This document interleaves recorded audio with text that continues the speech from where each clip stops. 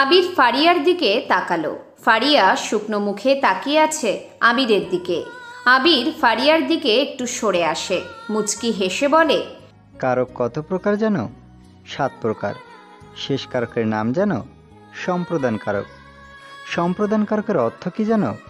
নিঃস্বার্থে দান করা বোঝায়, যার উদাহরণ হলো ভিক্ষুককে ভিক্ষা দাও।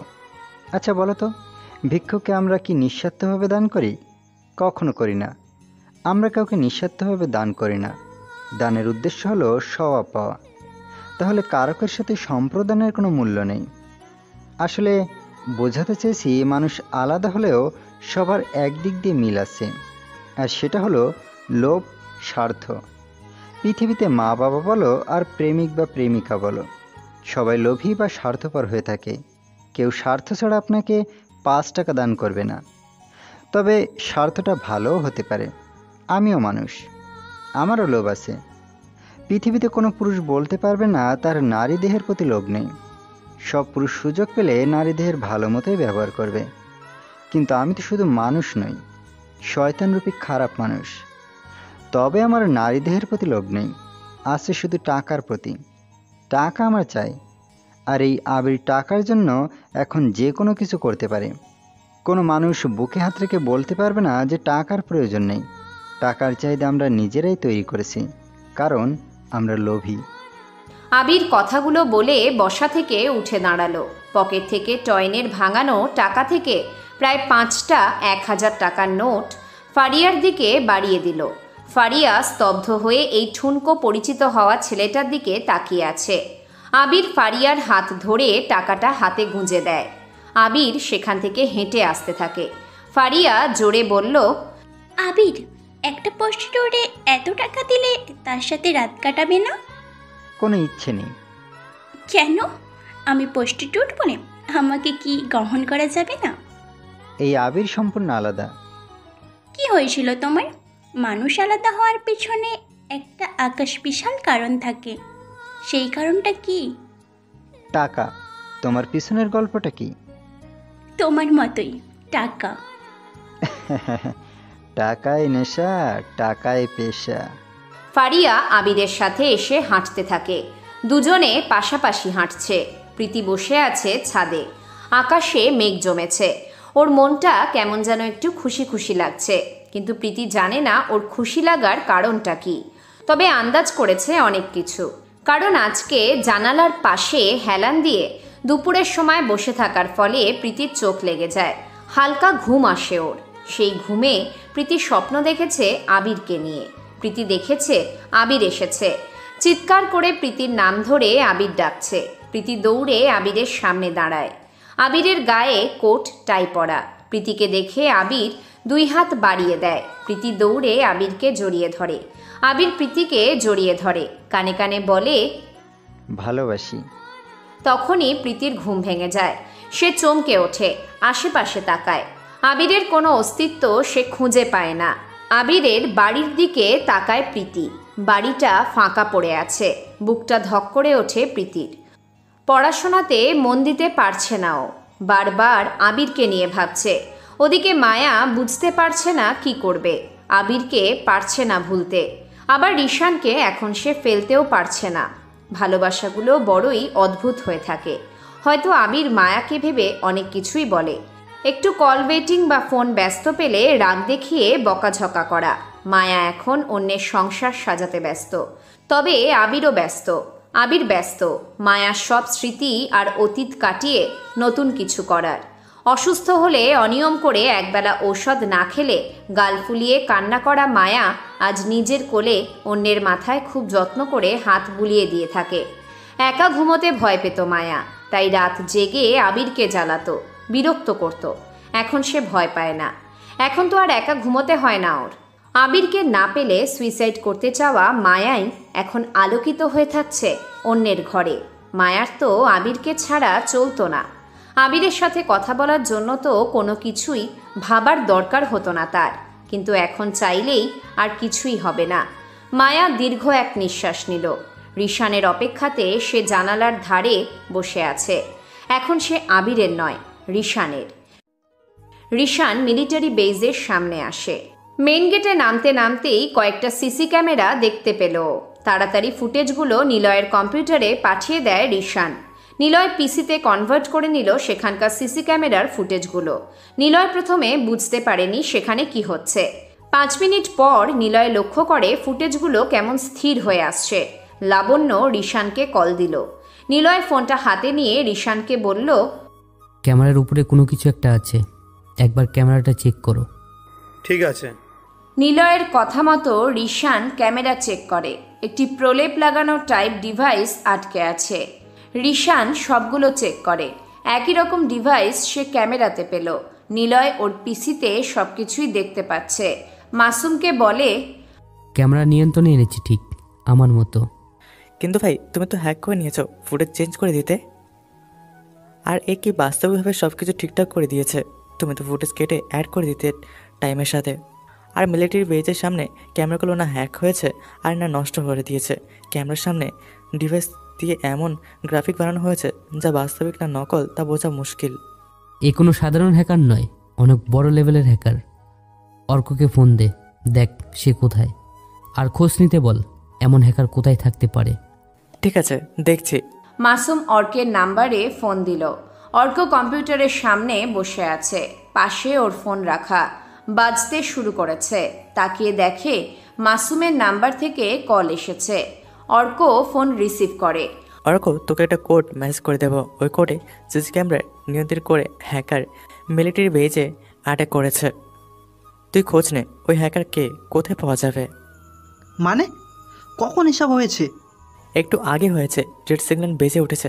মেন অফিসে সেখানেই আছি। ও, কিছু দেখা গেছে?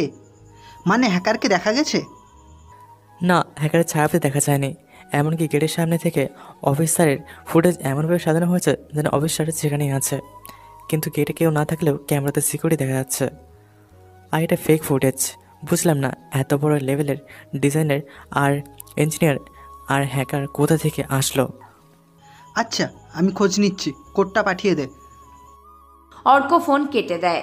আবিরকে কল দিল সে, কিন্তু আবির রিসিভ করে না। সে ফারিয়ার সাথে হাঁটছে। ফারিয়া তার গল্প বলছে আর আবির তা মনোযোগ দিয়েই শুনে চলেছে। ফারিয়া বলছে, জানো আবির, আমার মা আমাকে রেখে চলে যায়। বড় হতে থাকি আমার চাচার কাছে। বাবা নাকি জন্মের কয়েকদিন পরেই মারা গিয়েছিল।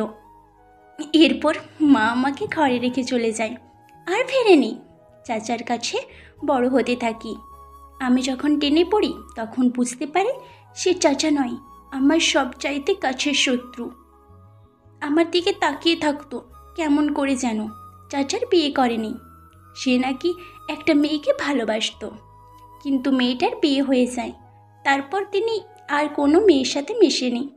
অথচ আমি কৌশল করে আসলে সে আমার ড্রেস পাল্টানো দেখতো লুকিয়ে লুকিয়ে।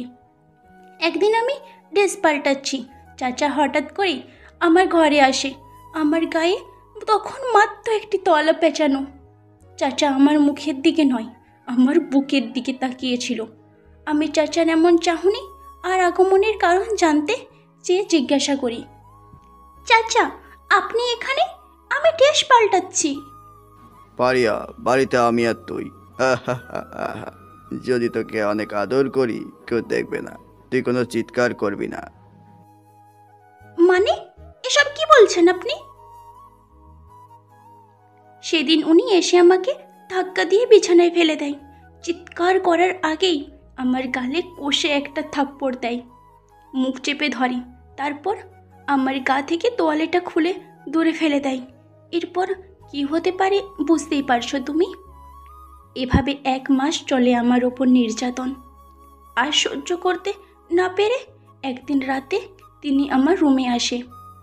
আগেই থেকেই আমি একটা দা এনে রাখছিলাম নিজের কাছে। উনি ঘরে আসতেই পেছন থেকে ওনার গলাতে জোরে কপ দিই। ওনার গলা থেকে মাথাটা আলাদা হয়ে যায়। সেদিন রাতেই পালিয়ে আসি।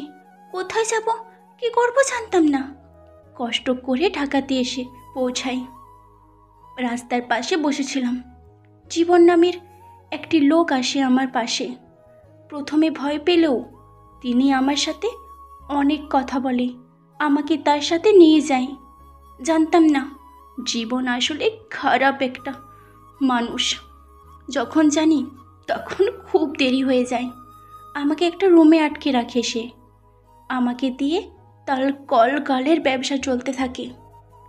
কিছুই বলতাম না, কারণ দুবেলা খেতে পড়তে পারতাম। কয়েক মাস পর আমাকে একজন মহিলার কাছে বিক্রি করে দেয়। মহিলাকে আমার ভাগের অংশের কিছু টাকা দিতে হবে। ওনার লোক সব সময় আমাকে ফলো করে, যেন পালিয়ে যেতে না পারি। ধরে বেঁধে আনবে, আর যখন আনা হবে তখন গণধর্ষণ করা হবে তার উপর। এমনটা চোখের সামনে হয়েছে, তাই পালানোর সাহস কখনো দেখায়নি। আজ বেশ কয়েকদিন শরীরটা খারাপ ছিল। ওনাকে টাকা দেওয়ার দিন চলে এসেছিল। আমার কাছে টাকা ছিল না, তাই তোমার কাছে আসা। এই চাহিদার থেকেও বেশি পেলাম। টাকা লাগবে না, নিয়ে যাও টাকা। আরেকটা কথা, তুমি ছেলেটা বেশ অন্যরকম। প্রথম কোনো ছেলে দেখলাম স্ব ইচ্ছায় কোনো মেয়ে সেক্সি শরীর পেয়েও লুটেপুটে খেলো না। খাওয়া তো দূর, টাচ অব্দিও করেনি। সত্যি তুমি অনেক ভালো একজন মনের মানুষ। আসি আমি। ফারিয়া চলে যাচ্ছে। আবির মেইন রাস্তায় উঠে দাঁড়িয়ে আছে। ফারিয়ার চলে যাওয়ার দিকে তাকিয়ে আছে। আবির 7-5 না ভেবে দৌড়ে ফারিয়ার সামনে গিয়ে দাঁড়ালো। ফারিয়ার ওড়নার এক কোণা ধরে টাকাগুলো বেঁধে দেয়। ফারিয়াকে অবাক করে দিয়ে আবির বলল, শুধু তোমার নাম্বারটা দাও, কোথায় থাকো আমি খুঁজে নেব। আরেকটা কথা, তোমাকে ওই মহিলার থেকে ছাড়িয়ে নেব, চিন্তা নেই। আসি। এই হলো আমার নাম্বার, একটা মিসড কল দিলেই হবে। আবির ফারিয়ার কোনো কথা না শুনে সেখান থেকে চলে আসে। উদ্দেশ্য ব্যাংক ডাকাতি করবে, তবে ডেভিলের মতো হ্যাক করে নয়, আরেকটু ইউনিকভাবে সে ব্যাংক হ্যাক করবে। আবির শাপলা ব্যাংকের সামনে আসলো। ফোন হাতে নিতেই দেখে অর্ক কল দিচ্ছে। আবির রিসিভ করে ব্লুটুথ কানেক্ট করলো। আবির, নীলাই বুঝে ফেলেছে মিলিটারি বেজের যে অ্যাটাকটা হয়েছে তা যে হ্যাকারের কাজ। নীলাই বুঝে গেছে। বুঝলেও সে জানবে না কে করেছে, আর নিলয় যদি বাধা হয়ে দাঁড়ায় আমার কাজে, আমি ওকে মেরে ফেলবো। কি বলো এসব? আচ্ছা বাদ দাও, ওদিকে কি খবর? আপাতত সব ঠিক আছে। রিফাতকে কলে অ্যাড করে নাও। ওকে। রিফাত, আবির আর অর্ক একসাথে কলে আসলো। রিফাত জানায় ব্যাংকের বাহিরে সবকিছু ঠিকঠাক আছে। আবির অর্ককে বলল, শাপলা ব্যাংক এরিয়ার যতগুলো নেটওয়ার্ক ডিভাইস বা টাওয়ার আছে তার সবগুলো বন্ধ করে দাও। মানে আমি কিভাবে করব? আমি তো সব পারি না। প্রতিটা টাওয়ারে একটা নির্দিষ্ট কোড থাকে। 1 মিনিট সময় দাও। আবির ওর ফোন বের করে, কম্পিউটার মুড সিস্টেম চালু করে ডার্ক ওয়েবে যায়। শাপলা ব্যাংক এরিয়ার সব নেটওয়ার্ক সিস্টেম কোড খুঁজে বের করে। যদিও আগে থেকেই আবির অনেকটা কমপ্লিট করে রেখেছিল, তাই বেশিক্ষণ সময় লাগেনি। আবির অর্ককে বলল, নেটওয়ার্ক অফ করার জন্য 5 সেকেন্ড করে সময় পাবে, তার মধ্যে কোড সাবমিট করতে হবে। আমি এগিয়ে যাচ্ছি। সিসি ক্যামেরা ফিউজ করতে পারি দূর থেকেই। তুমি কোড সাবমিট করতে থাকো। একটু পর পর তোমার কাছে কোড যাবে। মনে করো আমি যতক্ষণ যে এরিয়াতে থাকবো সেই এরিয়াতে নেটওয়ার্ক চলবে, না হলে আমি তোমার সাথে কন্ট্যাক্ট করতে পারবো না। ওকে। আমি কি করব ভালো করে বল। একটা ট্যাক্সি নিয়ে এরিয়ার বাইরে দাঁড়িয়ে থাকো, আমি আসছি। আবির এগিয়ে যায়। ওর কাছে থাকা সব রকম আধুনিক ডিভাইস অ্যালার্ট করে নিল। ক্যামেরার থেকে কিছুটা দূরত্ব রেখে আগে ক্যামেরাগুলো ফিউজ করে নিল আবির। তারপর এগিয়ে যেতে থাকে।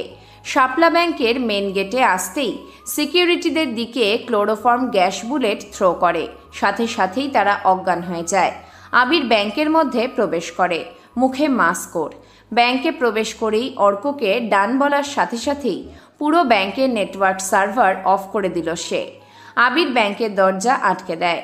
সবাই আবিরকে দেখে ভয়ে চিৎকার শুরু করে। আবির কোনো কথা বলে না। ডান হাতে থাকা ডিভাইসের একটি বোতাম ও টিপে দেয়। সাথে সাথেই পুরো ঘরের বাতিতে মৌমাছির মতো দেখতে ডিভাইসগুলো বাতির উপর গিয়ে হুল ফোটায়। সাথে সাথে পুরো ঘর অন্ধকার হয়ে পড়ে। আবির বাম হাতের একটি বোতামে চাপ দেয়। সেখান থেকে গোল গোল আকৃতির কয়েকটা ছোট বোম টাইপ দেখতে কিছু জিনিস বের করে। টিকটিক করতে করতে চারপাশে ছড়িয়ে যায়। অন্ধকার রুম সাদা ধোঁয়াতে ছেয়ে যায়। কেউ আর কোনো কিছু টের পাচ্ছে না। ভিতরে যারা আছে তারা সামনের কোনো কিছু খুঁজে পাচ্ছে না। পুরো ব্যাংক এখন অন্ধকার ও সাদা ধোঁয়াতে ভর্তি। আবির একটি চশমা পরে নিল, স্পষ্ট দেখতে পাচ্ছে সে। সব ওর প্ল্যানের অংশ ছিল। আবির সোজা ব্যাংকের লকার রুমে চলে আসে। টাকা ভর্তি একটি বিশাল লকার ও দেখতে পেল।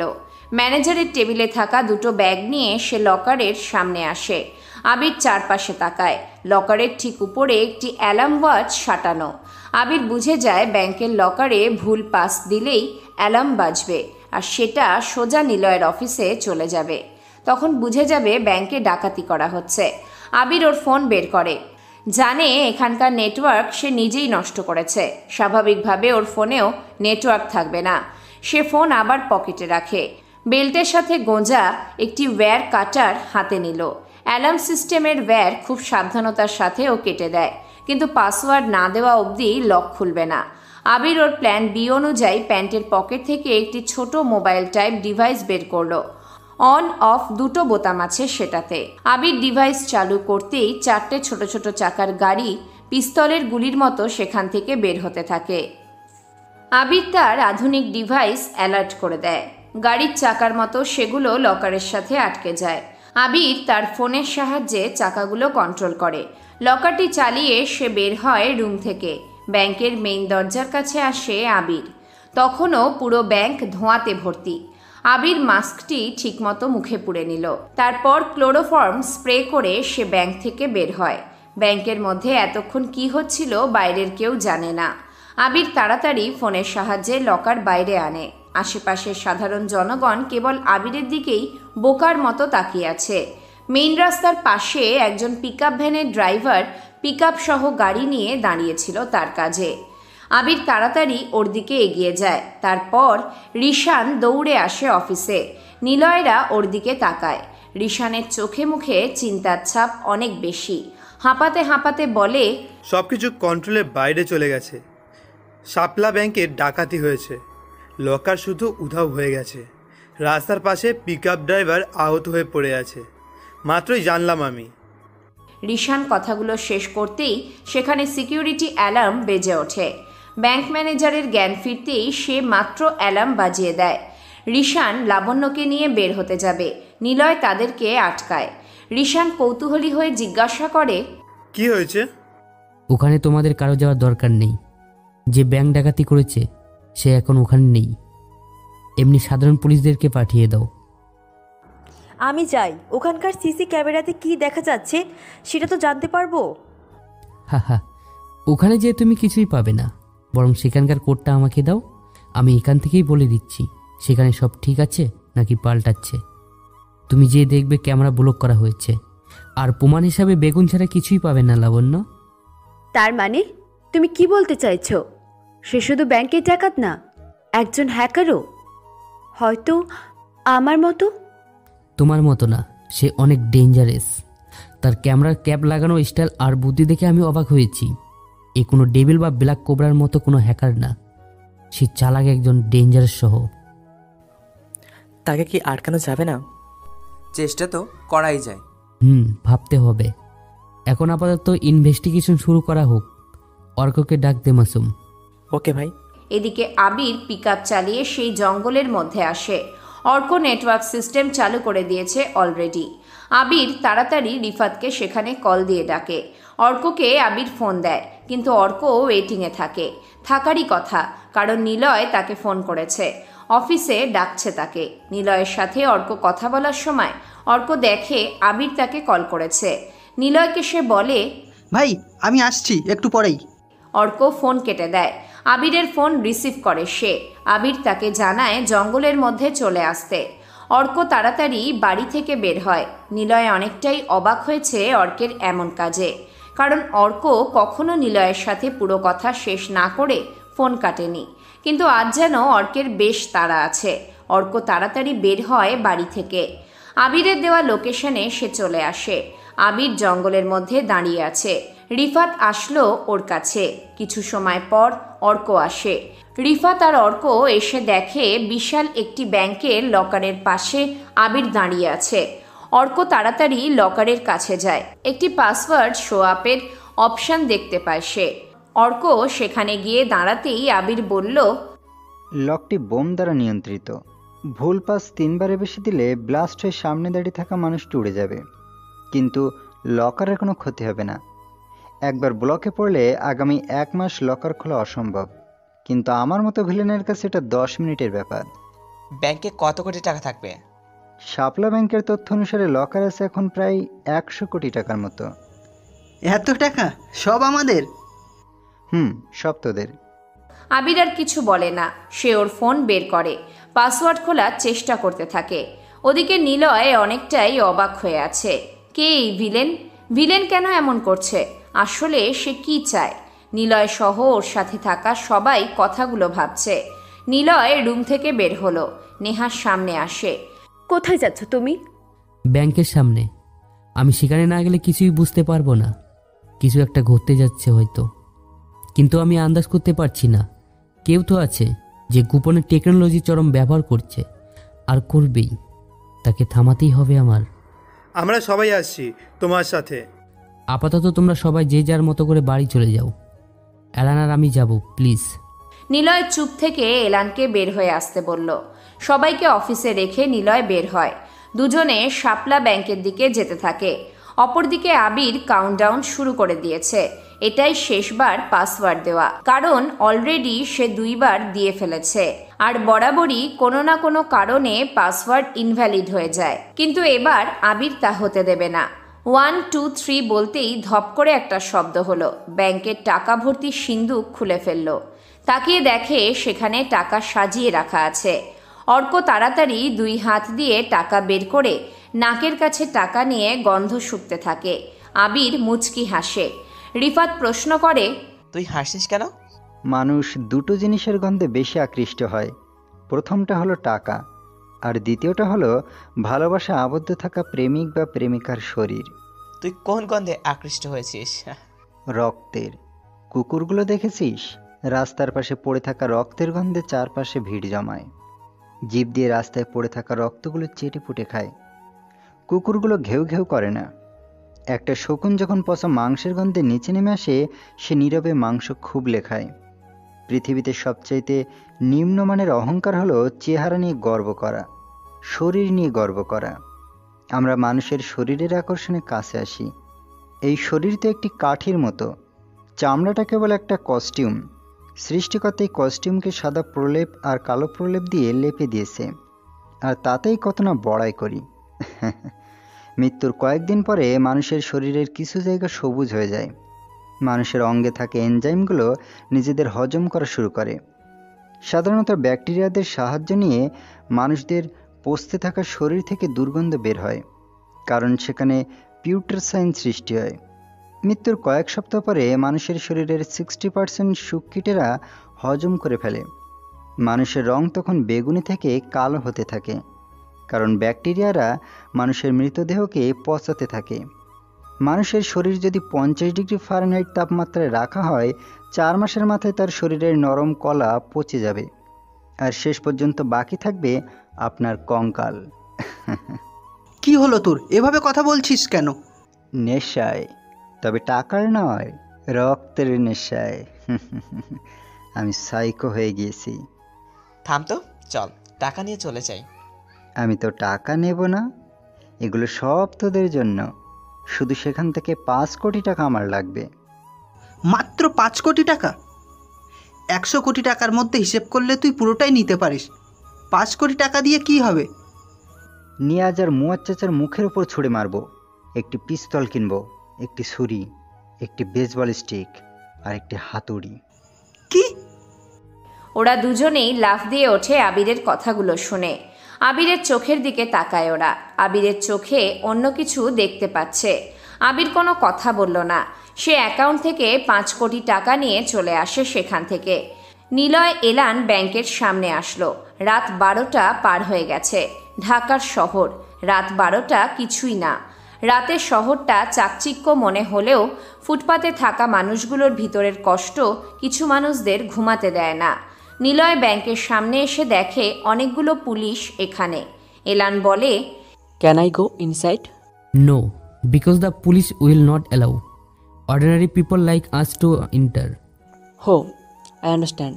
চলো রাস্তার আশেপাশে খুঁজে দেখি কোনো কিছু পাওয়া যায় কি না। এলানকে সাথে নিয়ে সে মেইন রাস্তায় আসলো। এখানে ছোট ছোট চাকার দাগ পড়ে আছে। নিলয় বলল, লকারটা টেনে নিয়ে যাওয়া হয়েছে, এখানেই দাগ শেষ।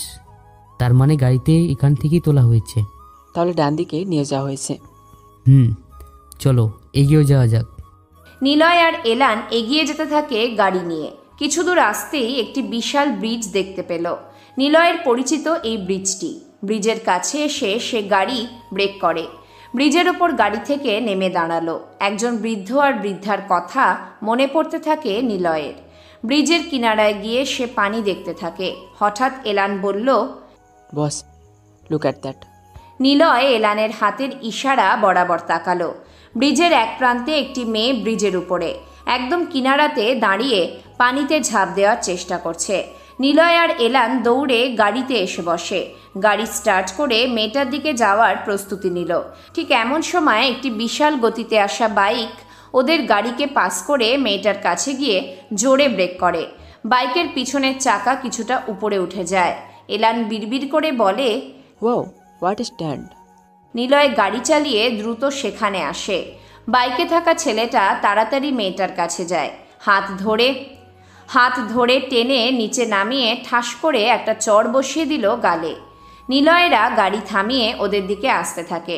বাইকারটি হেলমেট না খুলেই জোরে জোরে বলল, মৃত্যু কখনো নিজের ইচ্ছেতে হয় না। তোমার গায়ে একটি বিষ পিঁপড়া কামড় দিল, তুমি তাকে পিষে মেরে ফেললে। তার মৃত্যুটা তোমার দ্বারা সৃষ্টিকর্তা নিয়েছে, সে কারণেই তোমাকে সে কামড় দিয়েছিল। কিন্তু একটা পিঁপড়ের কামড়ের জন্য বাকি পিঁপড়াকে মারাটা ঠিক না। কারো আঘাত দেওয়ার আগে ভাবতে হবে সে আঘাত পাওয়ার যোগ্য কিনা। জীবনের সমস্যা বলতে কিছু নেই, সমস্যা তখন হয় যখন আমরা তার সমাধান খুঁজে পাই না। আর মৃত্যু কখনো সমাধান হয়ে যায় না।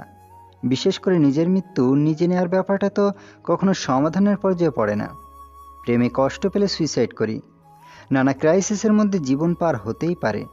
তাই বলে কি মরে গেলে সব ঠিক হয়ে যাবে? এটা ভাবা ঠিক না। আল্লাহ মানুষকে সমস্যা, কষ্ট, রাগ, আবেগ দিয়ে বারবার পরীক্ষা করে থাকেন।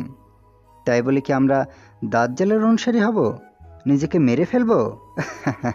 How funny. নিজেকে মারার দরকার নেই। আপনি আবার সেখানে উঠুন, আমি নিজেই ধাক্কা দিয়ে ফেলে দিচ্ছি। আজব মানুষের চিন্তাধারা।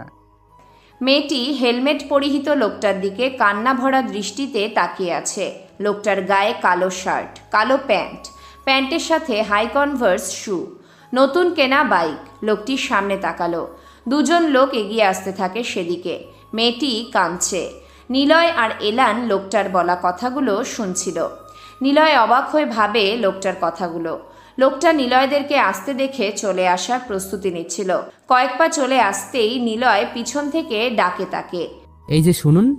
লোকটা থেমে যায়, পিছনে ঘুরে তাকায়। নিলয় দেখে লোকটার কাঁধে একটি ব্যাগ, পাশে নতুন একটি R15 বাইক, মাথায় হেলমেট পরা। লোকটা ঘুরে দাঁড়াতেই ওরা দুজন কাছাকাছি এসে দাঁড়ালো। নিলয় বলল, ধন্যবাদ আপনাকে মেয়েটিকে বাঁচানোর জন্য। আপনাকে দেখার ইচ্ছে যাচ্ছে। কিছু মানুষকে অদেখাতে কল্পনা করা উচিত, এতে আগ্রহ বাড়ে। Interesting man. এই নিলয় প্রথম কারো দেখার জন্য প্রকাশ করলো। মানুষের আবার ইচ্ছের শেষ আছে নাকি? আমার স্টাইলে হাসি দিলেন। মানুষটাকে দেখার ইচ্ছাটা আরও বেড়ে গেল। ওকে। লোকটা মাথা থেকে হেলমেট খোলে। নিলয় দেখে ফর্সা করে একটি ছেলে, বেশ সহজ সরল চাহনি নিয়ে তাকিয়ে আছে নিলয়ের দিকে। নিলয় হাত বাড়িয়ে বলল, আমি নিলয়, ও এলান। আমি আবির। ধন্যবাদ মেয়েটাকে বাঁচানোর জন্য। এই মেয়ে, তোমার সমস্যা কি? মরতে যাচ্ছিলে কেন? বাড়িতে সৎ বাবা সব সময় আমাকে ধরে মারে, মাকেও ধরে মারে, সব কাজ করে দিই, তবু আমার ওপর সৎ বাবার নির্যাতন লেগেই আছে। আজ একটু ভুল করে বলে মা অভিমান করে বলেছে, তুই মরে যাস না কেন, এই জন্য চলে এসেছি বাড়ি থেকে। আচ্ছা, আমি তোমার বাবার সাথে কথা বলবো। না, তারা আরো আমাকে মারবে। তাহলে তাকেই মেরে ফেলা উচিত। ঠিক, এমন মানুষদের বেঁচে থাকতে নেই যারা অন্য কারো জীবনের মূল্য বুঝে না। ওকে বাই ব্রো, আমার কাজ আছে। আপনি দারুণ বাইক চালাতে পারেন। এরা কারা হতে পারে? নিলয় নামের লোকটার সাথে এলান মানে বিদেশি ছেলেটা কেন? ওদিকে টয়েন বিদেশি, এলান বিদেশি, ব্যাপারটা কি? আবির এলানের দিকে তাকালো। ছেলেটা বিদেশি। আবির মনে মনে বলল, হ্যালো নিলয় ব্রো, আপনি কি করেন? আপনার মতো পরোপকার। আচ্ছা, দেখে মনে হচ্ছে আমরা অনেক পরিচিত। তুমি করে বলি। ওকে। আবির আর দাঁড়ালো না, বাই বলে সেখান থেকে চলে আসে। নিলয় আর এলান আবিরের চলে যাওয়ার দিকে তাকিয়ে থাকে। আবিরের মাথায় এখন রক্তের নেশা চেপেছে। সে বাইক চালিয়ে ফারিয়ার নাম্বার ট্র্যাক করে সেই লোকেশনের দিকে এগিয়ে যেতে থাকে। তারপর সোজা গ্রামে যাবে। সাজ্জাদ, শাহিন, নাইম, ফারাদের সাথে ও দেখা করবে। দেখা করাটা যে ওদের জন্য আজ ভয়ঙ্কর হতে যাচ্ছে তা কেউ কল্পনা করেনি। এদিকে নিলয় মেয়েটাকে গাড়িতে ওঠায়। মেয়েটা কাঁদছে তখনও। নিলয় মেয়েটার নাম জিজ্ঞাসা করে। মেয়েটির নাম সুমি। সে তার সৎ বাবার কাছে থাকে। সৎ বাবার পরিবার সুমিকে প্রতিনিয়ত নির্যাতন করে থাকছে। নিলয় আজ সুমিদের বাড়ি যাচ্ছে। বেশ কিছু সময় পর ওরা তিনজন সুমিদের বাড়িতে এসে পৌঁছালো। 2 তলা একটি বাড়ি। ভিতর থেকে একজন মহিলার আত্মচিৎকার ভেসে ওঠে।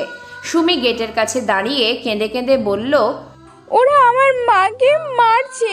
কিছু ভুল হলেই ওরা এরকম করে নির্যাতন করে। আমার মাকে বাঁচান। চিন্তা নেই, আজকের পর তোমার সৎ বাবা কাউকে কিছু বলবে না। নিলয় বাড়ির মধ্যে এগিয়ে যায়। তারপর আবির ফারিয়ার নাম্বার ব্যবহার করা লোকেশনে চলে এসেছে। একটি বিশাল গলি। গলির 2 ধারে ছোট ছোট করে বাড়ি বানানো। বোঝাই যাচ্ছে এটা একটি বেশ্যালয়।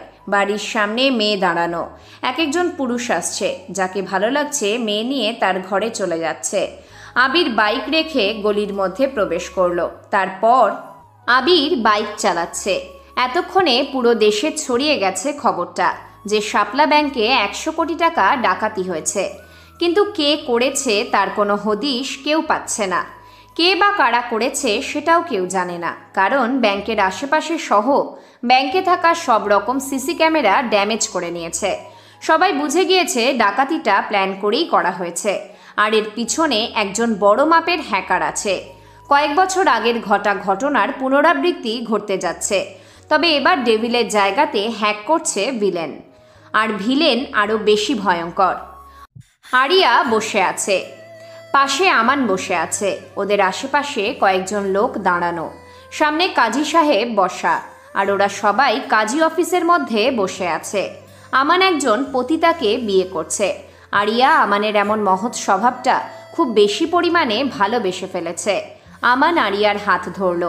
পিছনে আমানের অফিসের কয়েকজন বিশ্বস্ত কাজের লোক, বন্ধু বিষ্ণু সহ আরও 2-1 জন আছে। আরিয়ার হাত ধরতেই আরিয়া যেন একটু কেঁপে উঠল। কারণ আরিয়া জানে এই হাত ধরাটা হলো ভরসার। আমান আস্তে গলায় বলল, তুমি এখনও বলতে পারো আমাকে বিয়ে করতে চাও না, তাহলে জোর করে কখনো তোমাকে আমার করে নেব না। আরিয়া নিস্তব্ধ চাহনি দিয়ে আমানের দিকে তাকায়। আরিয়ার চোখে পানি। আমান বুঝে যায় আরিয়াও তাকে ভালোবাসে। আমান একটু মুচকি হাসল। দুজনে বিয়ে করে ফেলে। তারপর নিলয় আর এলান এসেছে মেয়েটার বাড়িতে। 1 তলা একটি বাড়ি। বাড়ির উঠোনে আসতেই ভিতর থেকে মেয়েটার মায়ের চিৎকার শোনা যায়। মেয়েটা দৌড়ে যেতে থাকে ওদিকে। নিলয় আর এলানও যায় সেদিকে। ঘরের দরজা দিয়ে মেয়েটার মাকে পেটাচ্ছে তার বর। মেয়েটা চিৎকার করে ডাকলো, মা, কুত্তার বাচ্চা তোমাকে মারে, ওকে খুন করে দেব আমি। খা মেয়ে, তুই না মরতে গিয়েছিলি, আবার আসিস কেন? তোর নানার সম্পত্তি যা ছিল আগের জামাইকে দিয়েছি এইগুলোর জন্য তোর মাকে বিয়ে করা। তোর নানা মারার আগে সব অন্যদের দিয়েছে, তোর মাকে কিছুই দেয়নি। তোদেরকে মেরেই ফেলবো, বুঝেছিস? সৎ বাবা সুমির দিকে তাকিয়ে কথাগুলো বলতে বলতে বাইরের দিকে আসতে থাকে। সুমির মা তাহেরা বেগম তার হাজবেন্ড মনসুর মিয়ার পা জড়িয়ে ধরে। কারণ মনসুর মিয়ার হাতে বিশাল লাঠি। সেটা দিয়ে যদি সুমিকে মারা হয় সে আধা মরা হয়ে যাবে। নিজের মেয়েকে বাঁচানোর জন্য তাহেরা বেগম তার বরের পা জড়িয়ে আটকে রাখে। মনসুর মিয়া তাহেরাকে একটা লাথি দেয়। নিচে ফেলে দিয়ে দরজা খুলে বাইরে বের হয়ে আসলো। কোনো দিকে না তাকিয়ে সোজা সুমির কাছে গিয়ে দাঁড়ালো। সুমির চুল ধরে উঠোনে এনে ধাক্কা দিয়ে নিচে ফেলে দিয়ে তাকে যখন মারতে যাবে তখনই দেখে সুমির পিছনে দুজন লোক দাঁড়িয়ে আছে। একজন বেশ সাদা চামড়ার ছেলে, আরেকজন স্বাভাবিক সুন্দর দেখতে। মনসুর মিয়ার এসবে কোনো মাথা ব্যথা নেই। সে ভেবেছে এরা দুইজন তার প্রতিবেশী, ঝামেলা দেখতে আসছে। মনসুর মিয়া বলল, কি ব্যাপার, তোরা এখানে মারামারি দেখতে আসছিস? খা, মেয়েকে আজ মেরেই ফেলবো। তোরা যা, অনেক ঝগড়া দেখেছিস। আমরা তো এখান থেকে এইভাবে যাব না। মানে? ওই কি কোস তোরা? Nothing to say, but was is something. হালারপো, মজা নিতেছস? নিলয় কোনো কথা বলল না, একটু হাঁটু ভাঁজ করে নিচু হয়ে নিল। তারপর পায়ের কনভার্স জুতো থেকে সে নিজের সেফটিতে রাখা পিস্তল বের করে হাতে নিল। এলান ও মনসুর দুজনেই অবাক আর ভয়ার্ত দৃষ্টিতে তাকিয়ে থাকে নিলয়ের দিকে। মনসুর বলে, কে তো আপনারা? কে? নিলয় প্রশ্নের জবাব দিল না। সে ট্রিগার ধরে সোজা মনসুরের দিকে তাক করল। ভিতর থেকে দৌড়ে তাহেরা বেগম আসে। নিলয়ের সামনে হাত জোর করে বসে কাঁদতে কাঁদতে বলল, বাবা, দয়া করে লোকটাকে মেরো না। তার তো কোনো দোষ নেই। বাচ্চা একটা মেয়ে থাকা সত্ত্বেও কে আমাকে বিয়ে করবে? আমার বাবা হয়তো তাকে বলেছিল কিছু দেবে, কিন্তু বাবা দেয়নি, তাই ওনার রাগ হয়েছে। আমাদেরকে মেরে যদি ওনার রাগ কমে তাহলে মারুক, মেরে না ফেলা অবধি তো ওনার সাথে থাকতে পারবো। মরে গেলেই তো সব শেষ। তাকে মেরো না দয়া করে। ভাই, তাকে মাইরেন না, কারণ আমার মা এখনো ওনার স্ত্রী। এমনিতেই তিনি ডিভোর্সি ছিলেন। উনি মরলে আমার মা বিধবা হবে। চলে যান আপনারা। নিলয় পিস্তল নামিয়ে নিল। মনসুর মিয়ার কাছে এসে দাঁড়ালো। কিছু বলার আগেই পিস্তলের হাতলের পিছন দিয়ে গালে একটা বেশ জোরেই ঘুষি দিল মনসুরকে। মনসুর এক পাঞ্চে দূরে গিয়ে পড়ে। নিলয় পিস্তলে ট্রিগার টেনে বলল, শালা হারাম কর, সম্পর্ক বুঝিস, ভালোবাসা বুঝিস? তাকিয়ে দেখ ওদের দুজনকে, তাকিয়ে দেখ কতটা নির্যাতন করেছিস। ওনাদের খোলা পিঠের দিকে তাকা, তোর মারের দাগ পড়ে আছে। আল্লাহ তোর হাত পা সব দিয়েছে। শ্বশুর বাড়ি থেকে পাওয়ার ধান্দা বাদ দিয়ে কষ্ট করে খাবারের টাকা জোগাড় কর, দেখবি সেটাতে আল্লাহ বকরত দিচ্ছে। এভাবে কারো উপর নির্যাতন করবি তা তো হবে না। তোকে মারবো, না হয় এখনই পুলিশকে ডাকবো। দেখি তোর কোন বাপ আছে তোকে বাঁচাতে পারে। যাদেরকে এই নির্যাতন করলি তারাই তোকে বাঁচানোর জন্য কাঁদছে। তুই তো বহুত হারামি রে। তোর হাত দুটো কেটে ফেলবো, তারপর দেখি তোকে কে সাহায্য করে আর কাকে তুই নির্যাতন করিস। শোন, কুকুর স্বভাবের মানুষেরা কি করে জানিস? দুর্বলদের উপর নির্যাতন ক্ষমতা দেখায়। তুই যাতে মানুষ হলেও তোর মধ্যে কুকুরের ন্যায্য সব কিছু ভরা। তোকে তো আমি মেরেই। বাবা, আমাকে মাফ করে দাও। আমি বুঝতে পেরেছি সব দোষ আমারই। আমি আর এতদিনে এসব কিছু উপলব্ধি করতে পারিনি। তাহেরা, আমাকে মাফ করে দাও। সুমি, তুইও মাফ করে দে। ওরা দুজন দৌড়ে পাশে আসে। মনসুর ওদেরকে জড়িয়ে নেয়। তিনজন কাঁদছে। নিলয় এক পা দুপা করে পিছোতে থাকে। এলান বলল, বস, লোকটা যদি আবারও ওদেরকে নির্যাতন করে? করবে না। কিভাবে বলছো তুমি? সব চোখের পানি কখনো মিথ্যে বলে না। কিছু চোখের পানি ভিতর থেকে ভালোবাসা প্রকাশ করে। নিলয় এলানকে নিয়ে সেখান থেকে চলে আসে। তারপর মায়া সোফাতে হেলান দিয়ে বসে আছে, অপেক্ষা করছে রিশানের জন্য। আবিরের কথা সে আর ভাববে না, কারণ আবির এখন মায়ার অতীত হয়ে গিয়েছে। মানুষ বড়ই বিচিত্রময়। অবিভক্ত আকর্ষণে কতই না ছন্দবিলাস, কিন্তু বিভক্তের পর সব কিছুই বিষাদগ্রস্ত। আমি ভালো থাকবো ভেবে সবাই মানিয়ে নিতে শেখে। কলিং বেল বেজে ওঠে। মায়া শব্দ শুনেই বসা থেকে উঠে দাঁড়ালো। তাড়াতাড়ি দরজা খুলল। তাকিয়ে দেখে রিশান এসে দাঁড়িয়েছে। হাতে এক গাদা আইসক্রিম বক্স, পুষ্পতোড়া। মায়া আইসক্রিম প্রেমী। আবির খুব ভালো করে জানতো সেসব, কিন্তু রিশান জানে না। তবুও মায়ার জন্য এনেছে। মায়াকে দেখে সে জড়িয়ে ধরতে চাইল। মায়া আপাতত না করে দিয়ে বলে, আগে ভেতরে আসুন, হাত থেকে এসব রেখে ফ্রেশ হয়ে নিন। আর এত কিছু এনেছেন কেন? তোমার জন্য। আর থ্যাঙ্কস, আমি কলিং বেল বাজানোর সাথে সাথেই দরজা খুলে দিলে। কাছের মানুষদের ধন্যবাদ দিতে নেই, এতে সম্পর্ক নষ্ট হয়ে যায়। জানো তো মায়া, খুব ইচ্ছে ছিল এমন একটা বউ পাওয়ার যে আমার জন্য অপেক্ষা করবে, আমাকে সাজিয়ে গুছিয়ে দেবে। রিশান কথাগুলো বলেই মায়াকে পিছন থেকে জড়িয়ে ধরে। মায়া আইসক্রিমগুলো ফ্রিজে রাখছিল, রিশান এসে জড়িয়ে ধরে। মায়া স্ট্যাচু হয়ে গেল। রিশান কিছু না বলে মায়ার গালে চুমু দিয়ে ওয়াশরুমে চলে যায়। মায়া চোখ বন্ধ করল। চোখের সামনে সে আবিরকে দেখতে পায়। আবির হাঁটু ভাঁজ করে বলেছিল, মায়া, খুব ইচ্ছে আছে তোমাকে ব্যস্ততায় রেখে আমি দৌড়ে এসে পিছন থেকে জড়িয়ে ধরব। আমার ডান হাত তোমার ডান হাতের আলিঙ্গনে মিশে থাকবে, বাম হাত দিয়ে তোমার শাড়ি পরা খোলা পেটে আস্তে করে ভালোবাসার কম্পনতায় হাত বোলাবো। তুমি একটু কেঁপে উঠবে। আমার ঘামে ভেজা শার্টের সহিত আমার বুকে তোমার খোলা চুলের উন্মাদনায় পিঠ লাগাবে। আমি আরও শক্ত করে তোমাকে জড়িয়ে ধরে আমার কাছে টেনে নেব। তোমার কানের ঠিক নরম লতিতে আলতো করে ঠোঁট দিয়ে কামড় বসিয়ে ভালোবাসা সৃষ্টি করব। তুমি কিঞ্চিত লজ্জাবোধে আমাকে প্রেমের বকা দেবে। আমি তোমার নরম গালে চুমু এঁকে দৌড়ে চলে আসব। থাকবে আমার সেই আকর্ষণতাই ভালোবাসার পাখি হয়ে। মায়ার পায়ে আইসক্রিম গলে পড়তেই সে লাফ দিয়ে উঠল। তাড়াতাড়ি সেগুলো ফ্রিজে রেখে চোখের পানি মুছে নেয় মায়া। তারপর খাবার টেবিলে রিশানের জন্য খাবার বাড়তে থাকে। কি অদ্ভুত তাই না, জাগতিক নিয়ম। কারো জন্য স্বপ্ন দেখা হয়, কিন্তু বাস্তবে থাকে অন্য কেউ। স্বপ্নে থাকা মানুষটা কেবল শুধু স্বপ্নই থেকে যায়।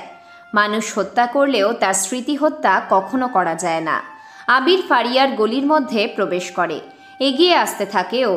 অনেক মেয়েরা আবিরকে ডাকলো, কিন্তু আবির কারো দিকে তাকালো না। ফারিয়ার কাছে যায়। তাদের বস একজন মেয়ের সামনে ফারিয়া দাঁড়িয়ে থাকে। ফারিয়ার গালে একটা চড়ের দাগ। লিডার মহিলাটি বলল, ওই মা, এত টাকা কম দিলি কেন? আজকাল কি ভালো পারো না, নাকি ব্যথা লাগে? বিটি, কাম করো বুঝলা, ভাত আর তো হইব না, কাম করে খাও। আবির সামনে এসে দাঁড়ালো। পকেট থেকে 10,000 টাকার একটা বান্ডিল মহিলার দিকে ছুঁড়ে মারল। সবাই আবিরের দিকে তাকিয়ে থাকে। মহিলাটি আবিরের মতো একজনকে টাকা ছুঁড়ে মারতে দেখে উত্তেজিত হয়ে বলল, বেটা, তুই তো আজ আমাদের নগরের বড় কাস্টমার। দেখ তো কোন প্রস্টিটিউটে তোর ভালো লাগে, সবগুলো নিতে চাইলেই তোর। ফারিয়া, চলো। আবির কারো কথায় পাত্তা দিল না। ফারিয়ার হাত ধরে সে সেখান থেকে বের হয়ে আসতে থাকে। পিছন থেকে লিডার মহিলাটি বুঝতে পারে ফারিয়া একেবারে চলে যাবে, তাই সে বলল, ওটার দাম একটু বেশি ছিল, 5 লাখ। আবির ব্যাগ থেকে টাকা বের করে মহিলার মুখের উপর ছুঁড়ে মারে। তারপর একটা পেপার নিয়ে মহিলার হাতে কলম দিয়ে সাইন করিয়ে নিল। কাগজটা হাতে নিয়ে সে ওখান থেকে ফারিয়ার হাত ধরে বের হয়ে আসলো। ফারিয়া অবাক নয়নে আবিরের দিকে তাকিয়ে আছে। বাইকের কাছে এসে ফারিয়াকে ইশারায় বাইকে উঠতে বলল।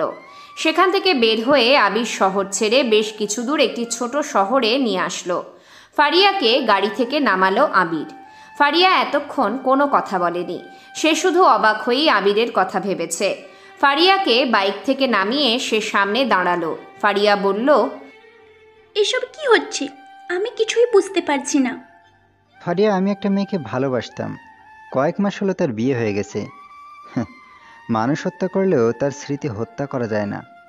আমিও পারছি না, কিন্তু আমি জেদি খুব। আমি পারবো না।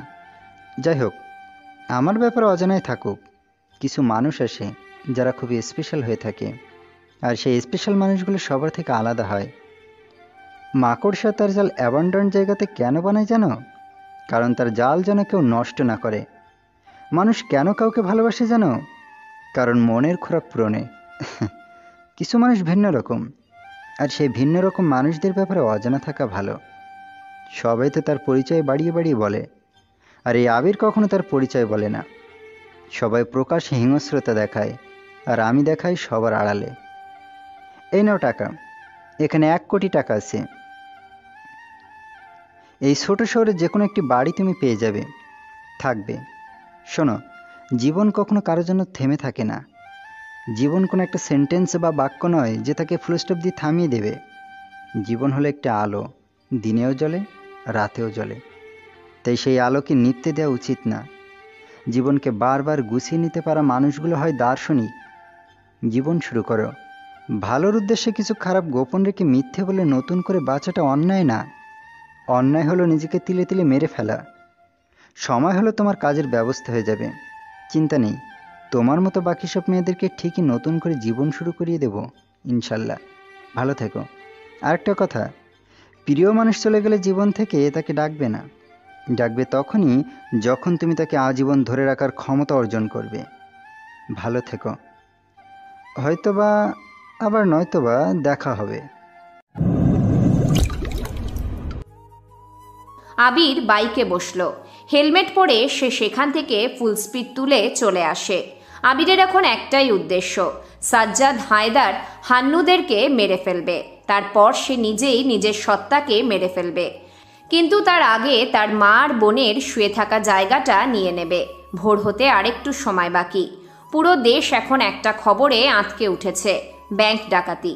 কিন্তু কে করেছে কেউ জানে না। ওদিকে বড় জঙ্গলে নিলয় আর এলান এসেছে। একটি কারভেন দেখতে পেয়ে দৌড়ে আসে। সেখানে একটি লকার রাখা, ব্যাংকের লকার। নিলয়দের সন্দেহ ঠিক, হ্যাকার টাকা নিয়ে সোজা এই জঙ্গলেই এসেছিল। কারণ বড় লকার নিয়ে সে বেশি দূর যেতে পারত না। কিন্তু এখানে প্রমাণ পাওয়ার মতো কিছুই নেই। নিলয় পুলিশদেরকে ইনফর্ম করে দিয়েছে, সবকিছু একবার চেক করে চলেই আসবে। তখনই এলান ডাকলো নিলয়কে। নিলয় তাড়াতাড়ি এলানের কাছে যায়। এলান ফোনের টর্চ জ্বালিয়ে কিছু একটা দেখিয়ে বলল, হোয়াট ইজ দিস বস? দেখি কি ওটা, তুলো। নিলয়ের হাতে দিল এলান একটি ব্রেসলেট। তবে ব্রেসলেটটা খুব চেনা চেনা লাগছে নিলয়ের, কিন্তু তেমন মনে করতে পারছে না। আপাতত সে ওটা পকেটে নিয়ে সেখান থেকে চলে আসে। সাজ্জাদ মাত্র বাসায় এসেছে। সাজিকা তার শ্বশুরের ঘর থেকে ক্লান্ত শরীর নিয়ে বের হয়ে আসলো। সাজ্জাদ নেশায় চুর হয়ে আছে। সাজিকার দিকে কোনো খেয়ালই নেই। সে বিছানায় গা এলিয়ে দেয়। সাজিকা কিছু না বলে সাজ্জাদের পা থেকে শু, গা থেকে কোট খুলতে ব্যস্ত হয়ে পড়ল। অপরদিকে প্রীতি ব্যালকনিতে বসে আছে। এখনও রাতের অন্ধকার কাটেনি। কিছুটা আলো ছড়াছড়ি করছে প্রকৃতির মাঝে। ফজরের আজান অনেকটা আগে হয়ে গিয়েছে। পাড়ার ছোট ছোট বাচ্চারা মক্তবে পড়ার জন্য বেরিয়েছে। কারো হাতে কোরআন শরীফ, কারো হাতে আলিফ বা তা ছায়ের বই। পিচ্ছি ছেলেদের মাথায় সাদা টুপি, মেয়েদের মাথায় হিজাব। প্রীতি অনেকদিন পর এমন দৃশ্য দেখল। আজ কেমন যেন ওর নিজের মনের দিক থেকে অন্যরকম লাগছে। খুশির বাতাস যেন ওর গায়ে এসে পড়ছে।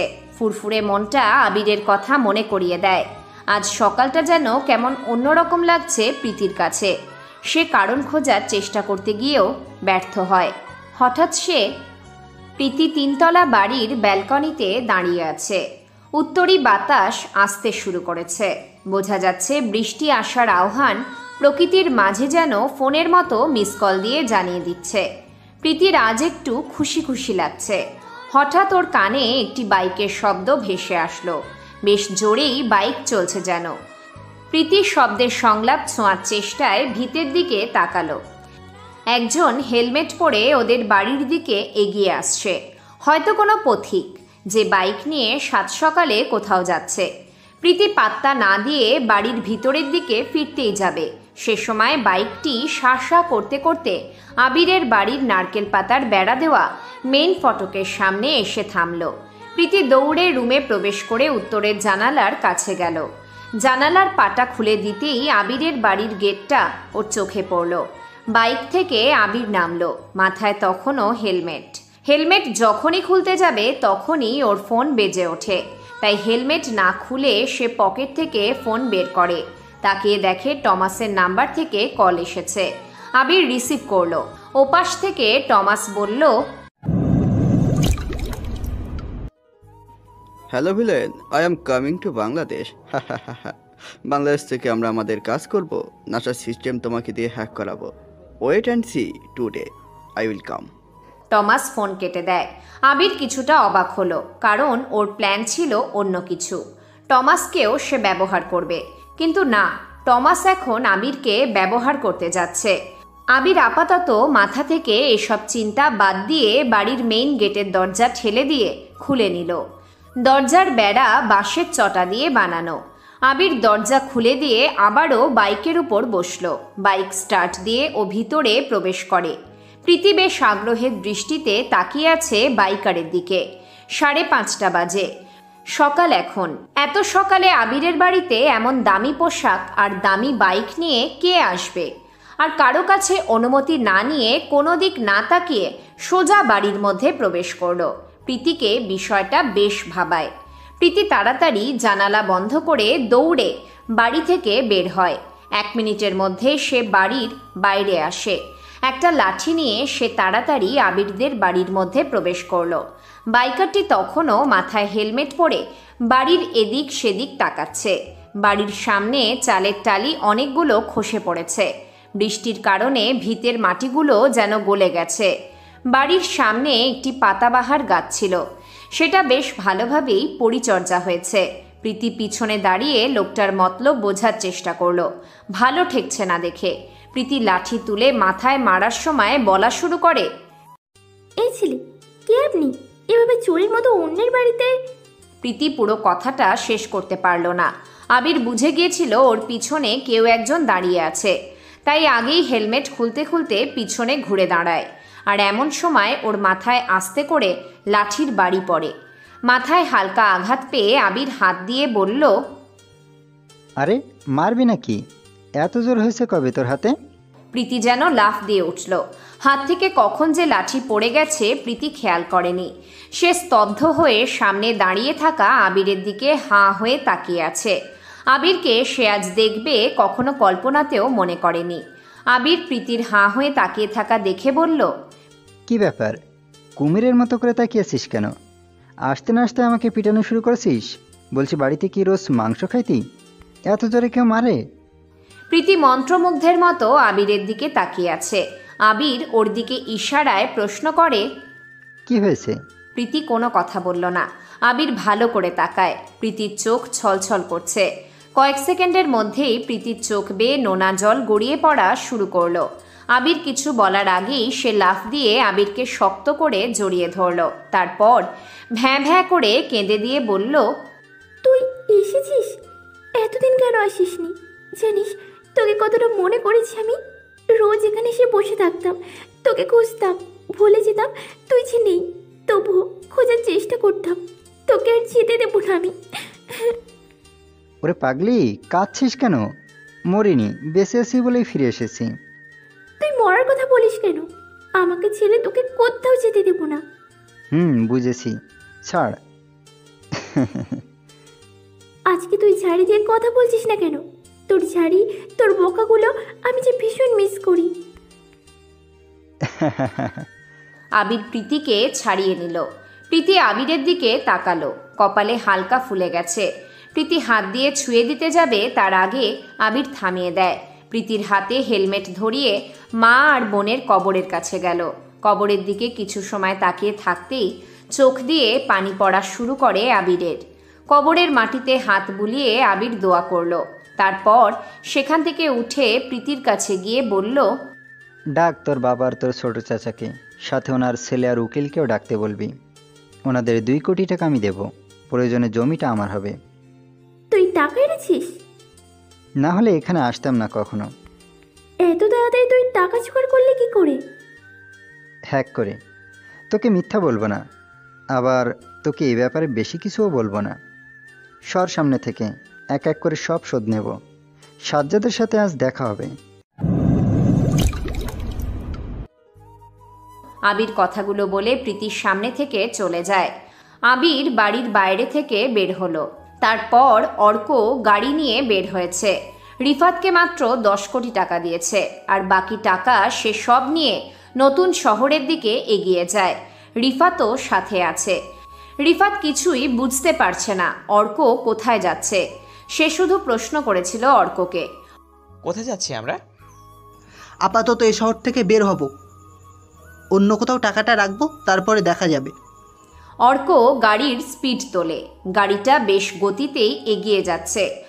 হঠাৎ একটি কালো রঙের বাইক ওদের থেকেও আরও বেশি স্পিডে অর্কদের গাড়ির সামনে বেশ কিছুটা দূরে গিয়ে থামার সিগন্যাল দেয়। আড়াআড়িভাবে বাইকারটি তার বাইক রাখলো রাস্তার মাঝখানে। অর্ক তাড়াতাড়ি ব্রেক কষল গাড়িতে। ওর ফোনে মেসেজ টিউন বেজে ওঠে। অর্ক গাড়ি থেকে নামার আগে মেসেজটি চেক করলো। হ্যালো অর্ক, তোমার লোকেশন ট্র্যাক করা আমার কাছে কঠিন ব্যাপার না। আমি তোমার সব খবর জানি। তোমরা মিলে শাপলা ব্যাংকে যে ডাকাতি করেছ সেটা আমি অনেক আগের থেকেই জানি। তোমাদের কাছে এখন 90 কোটি টাকা আছে, সেটা আমাকে দিয়ে দাও। আর আমাকে চিনতে পারছো তো? তোমার ফোনে অচেনা নাম্বার থেকে মেসেজ করতাম, সে আমি। টাকাটা আমাকে দিয়ে দাও, প্রয়োজন মতো তুমিও পাবে। আর না হলে বুঝতেই পারছো কি হতে পারে তোমাদের। অর্ক মেসেজটা পড়ে। সে বুঝে যায় সামনে থাকা লোকটা আসলে কে। মুখে কালো হেলমেট, হাতে পায়ে কালো মোজা। অর্কদের দিকে হেঁটে আসতে থাকে। রিফাত বলে, কে উনি? আর এভাবে তুই নার্ভাস হচ্ছিস কেন? অর্ক কোনো কথা বলল না। সে গাড়ি থেকে নেমে পেছনে ডিকির কাছে যায়। অচেনা ব্যক্তিটি ক্রমশ ওদের কাছে আসে। অর্ক ভয় পেয়ে টাকাগুলো বের করে ব্যাগসহ ব্যক্তিটার দিকে এগিয়ে দেয়। রিফাত কিংবা অর্ক কেউ এই অপরিচিত ব্যক্তিকে চেনে না। ব্যক্তিটি টাকার ব্যাগ নিয়ে অর্কের দিকে তাকালো। লোকটা মনে মনে হাসছে, কারণ অর্কের চোখে মুখে ভয় আর দুশ্চিন্তার ছাপ ব্যক্তিটি স্পষ্ট দেখতে পারছে। ব্যক্তিটি কিছু সময় অর্কের দিকে তাকিয়ে সেখান থেকে খুব দ্রুত চলে যায়। 1 মিনিটের মধ্যেই বাইক নিয়ে সর্বোচ্চ গতিতে সেখান থেকে যেন অদৃশ্য হয়ে যায় আগন্তুকটি। অর্ক যেন হাঁফাচ্ছে। রিফাত তাড়াতাড়ি বের হয়ে আসলো। কি হয়েছে? কেউ তোর টাকাগুলো এভাবে নিয়ে গেল? তুই কিছু বললি না? তোর লোক নাকি? আমি নিজেই তাকে চিনি না। মানে কি? আমি তো ভাবলাম তোর পরিচিত কি হবে, তাই কিছুই বলিনি। কিন্তু তোর চোখ মুখ দেখে মনে হচ্ছিল তুই ভয় পেয়ে আছিস। কেন? আমি সত্যি বলছি, আমি তাকে চিনি না। ও ছেলে নাকি মেয়ে সেটাই তো জানি না, বোঝাও যায়নি। কখনো কথা হয়নি, শুধু সে আমাকে মেসেজ পাঠাতো। এটা শিওর সে এসেছিল, সে নিলয় ভাইকে মারতে চায়। আর নিলয়ের মতো করে সব কিছু নিজের করে নিতে চায়। নিলয় থাকলে সে পারবে না, কারণ নিলয় তাকে বাধা দেবেই। ওর প্রথম মেসেজেই ইঙ্গিত এটাই ছিল। কিন্তু তুই তো নিলয়ের লোক, তাহলে কেন তাকে বেছে নিলে? আসলে কিভাবে আমি জানি না, লোকটা আমার ব্যাপারে জানে। তোর ব্যাপারে জানে? কি জানে বল। আমিও নিলয়কে সরাতে চাই, আর এটা কেউ না জানলেও ওই আগন্তুক জানে। কি? কেন সরাতে চাস? আর সে জানলো কি করে? নিশ্চিত তোর পরিচিত কি হবে। আসলে আমিও বড়লোক হতে চাই নিলয়ের থেকে, তাই নিলয়ের থেকে চলে এসে তোকে আর আবেরকে নিয়ে আমি বড়লোক হওয়ার মিশনে নামি। কিন্তু মাঝখান থেকেই আগন্তুক সব কিছু জেনে যায়। তোকে সবচেয়ে বেশি কে জানে? নেহা ভাবি, কারণ ওনার সাথে সখ্যতা গড়ে উঠেছিল। নেহা নয় তো? দূর, এটা কখনো সম্ভব না। নেহা কেন হবে? বাদ দে, আবিরকে খুঁজে বের কর। টাকা ম্যানেজ করতে হবে আমাদের, তাকে সবটা বলতেই হবে। চল, ভেবে লাভ নেই আর। অর্ক আর রিফাত সেখান থেকে চলে আসে। ওদিকে এলান বসে আছে নিলয়ের পাশে। পিছনে মাসুম আর সিয়াম দাঁড়িয়ে আছে। নিলয়ের হাতে একটি ব্রেসলেট। কেমন যেন একটু চেনা চেনা মনে হচ্ছে ওর। বেশ কিছু সময় ধরে হাতে নিয়ে নাড়িয়ে দেখছে। হঠাৎ এলানের একটি ফোন আসে। নিলয়ের দিকে তাকিয়ে বলল, বস, রবার্ট স্যারের ফোন আসছে। ওকে, কথা বলে আসো। এলান চলে যায় সেখান থেকে। নিলয় ব্রেসলেটটি হাতে নিয়ে বসা থেকে উঠে দাঁড়ালো। মাসুম আর সিয়ামের দিকে তাকিয়ে বলল, নেহা কোথায়? জানি না ভাই, খুব সকালে বের হয়েছিল, এতটুকু জানি। ব্রেসলেটটা কেমন যেন চেনা চেনা লাগছে। আমারও চেনা মনে হচ্ছে। অর্ক কোথায়? সে কেন আসছে না? কাল রাতে ডেকেছিলাম, আসেনি। কাহিনী কি ওর? মনে পড়েছে, ব্রেসলেটটি অর্কের। নেহা ভাবি তাকে ভাই হিসেবে পরিয়ে দিয়েছিল গিফট করে। কি মানে? তুই শিওর এটা অর্কের? আমাদেরও দিয়েছিল। তুমি ছিলে না সেদিন? নেহা ভাবি পরিয়ে দিয়েছিল। দেখো নিচে এন লেখা, মানে ব্রেসলেটটি পরলে তোমার কথা যেন স্মরণ থাকে, সেজন্য এন দেওয়া। নেহা ভাবিও পরে। তুমি এটা কোথায় পেয়েছো? পেয়েছি। বস, রবার্ট স্যার দেশে আসছেন আজকে বিকেলেই, মানে তিনি আপনার সাথে সরাসরি দেখা করবে। কিছুক্ষণ পর বের হবেন, এখানে এসে তিনি সব কিছু বলবে। কেউ কোনো কথা বলল না। ওদিকে টমাস অলরেডি বের হয়ে পড়েছে বাংলাদেশে আসার জন্য। সরাসরি সে ভিলেনের সাথে দেখা করবে। ভিলেনকে এখন তার প্রয়োজন, কেননা টমাসের ব্যাংক হ্যাক করার ইঙ্গিত দিয়েছে ব্ল্যাক উইজার্ড। উইজার্ডকে খুঁজে বা তাকে থামানোর জন্যই ভিলেনকে দরকার। ওদিকে রবার্টও চিন্তিত। ওর স্যাটেলাইট হ্যাক করার হুমকি দিয়েছে ব্ল্যাক উইজার্ড, যার জন্য রবার্টের দরকার একজন দক্ষ হ্যাকার। আর সেটা ওর লোক মানে এলান খুঁজে পেয়েছে। রবার্ট আসছে ডেভিলের কাছে। ডেভিল পারবে সব কিছু থেকে তাকে বাঁচাতে, কিন্তু প্রশ্ন হলো ব্ল্যাক উইজার্ডটা কে, আর সে আসলে কি চায়। এখন আসল খেলোয়াড় হলো ব্ল্যাক উইজার্ড। নিলয়, কাউকে খুঁজে বের করতে পেরেছো? তেমন কিছু জানা যায়নি। মাসুম, অর্ক কোথায়? যাই না, তবে ডাকতে হবে। ডাক, ওর সাথে বোঝাপড়া আছে। তোরা কেউ জানিস আমি এই ভেসলেটটা কোথায় পেয়েছি? না তো, কেন? জঙ্গল থেকে যখন ব্যাংক হ্যাকারদের পিছনে যাই, তখন জঙ্গলে একটি পিকআপ ভ্যান দাঁড়িয়ে থাকতে দেখি। ওটার কাছে যেতে আশেপাশে খুঁজে আমি এই ভেসলেটটা পাই। বস, আর একটা জিনিস পেয়েছিলাম, আপনাকে বলতেই ভুলে গিয়েছিলাম। এলান কথাটা বলে পকেট থেকে কি যেন একটা বের করে। সবাই সেদিকে তাকায়। দেখে অ্যালান একটি 1000 টাকার নোট বের করে সামনে ধরল। নতুন 1000 টাকার নোট। টাকাটা আমি ওখান থেকে পেয়েছি, মানে যেখানে পিকআপ ভ্যানটি রাখা ছিল। আমি শিওর ব্রেসলেট যার, টাকাটাও তার। হয়তো টাকা বের করতে গিয়ে ব্রেসলেটটি সেখানেই পড়ে যায়। মাসুম, অর্কের সাথে দেখা কর, আমার ওকে চাই খুব দ্রুত। অর্ক কি করেছে? সবাই ঘুরে নেহার দিকে তাকায়। নেহাকে দেখে মাসুম প্রশ্ন করে, ভাবি তুমি এত সকালে কোথায় গিয়েছিলে? কোথায় আবার, বাড়িতেই তো ছিলাম। তোমাকে দেখেছিলাম তাড়াতাড়ি বের হতে। কোথাও যায়নি। লাবণ্য, এখন কি শীতকাল? মানে শীতকাল কেন হবে? কি বলছো তুমি? আচ্ছা, আমাকে কি অনেক বোকা মনে হয় তোমাদের? বোকা কেন মনে হবে? তাহলে আমি মানুষ চিনতে বোকামি কেন করছি? কি বলো বস এসব? বাদ দে। কিন্তু এখানে শীতকালের কথাটা কেন আসলো? নেয়া হাতে মোজা পড়ে আছে, কালো মোজা। ভাবলাম শীতকাল এখন। নিলয় কথাটা বলে থামল। সবাই নেহার দিকে তাকায়। নেহার হাতে কালো মোজা পরা, কিন্তু সে কেন পড়ে আছে এটা নেহা ছাড়া কেউ জানে না। লাবণ্য প্রশ্ন করে, নেহা, তোমার হাতে এটা কেন? হঠাৎ মোজা পরার কারণ কি? নেহা কোনো কথা বলল না। সে সবার দিকে তাকালো। কি করবে বা কি বলবে নেহা বুঝতে পারছে না। সে ডান হাত দিয়ে মুখের উপর থেকে চুল সরিয়ে হাত পিছনে করল। লাবণ্য কয়েক মিনিট পর নেহার চুপ থাকা দেখে নিলয়ের দিকে তাকায়। নিলয় ইশারা করে লাবণ্যকে নেহার হাত দেখতে বলে। লাবণ্য এগিয়ে যায়। দেখি তোমার হাত। লাবণ্য তুলে দেখে নেহার ডান হাতে মোজা নেই, সামান্য একটু কাঁটা। নেহা হাত বাড়িয়েই আহ করে উঠল। মাসুম বলল, কি হয়েছে ভাবি, হাত কাটা কেন? বাসায় একটু কাজ করতে গিয়ে কেটে গেছে। নিলয় চিন্তা করবে বলে মোজা পরে এসেছি, কিন্তু তোমরা এভাবে প্রশ্ন করবে ভাবিনি। ও আচ্ছা, বাসায় যাও, চিন্তা নেই, মেডিসিন লাগিয়ে নিও। নেহা রুম থেকে বের হলো। লাবণ্য নিলয়ের কাছে আসে। নিলয়ের মুখের দিকে তাকিয়ে থাকে। নিলয় লাবণ্যকে বলে, নেয়ার পিছনে কোনো একজন অপরিচিত কাউকে পাঠাও। কেন? যা বললাম তাই করো, দরকার আছে।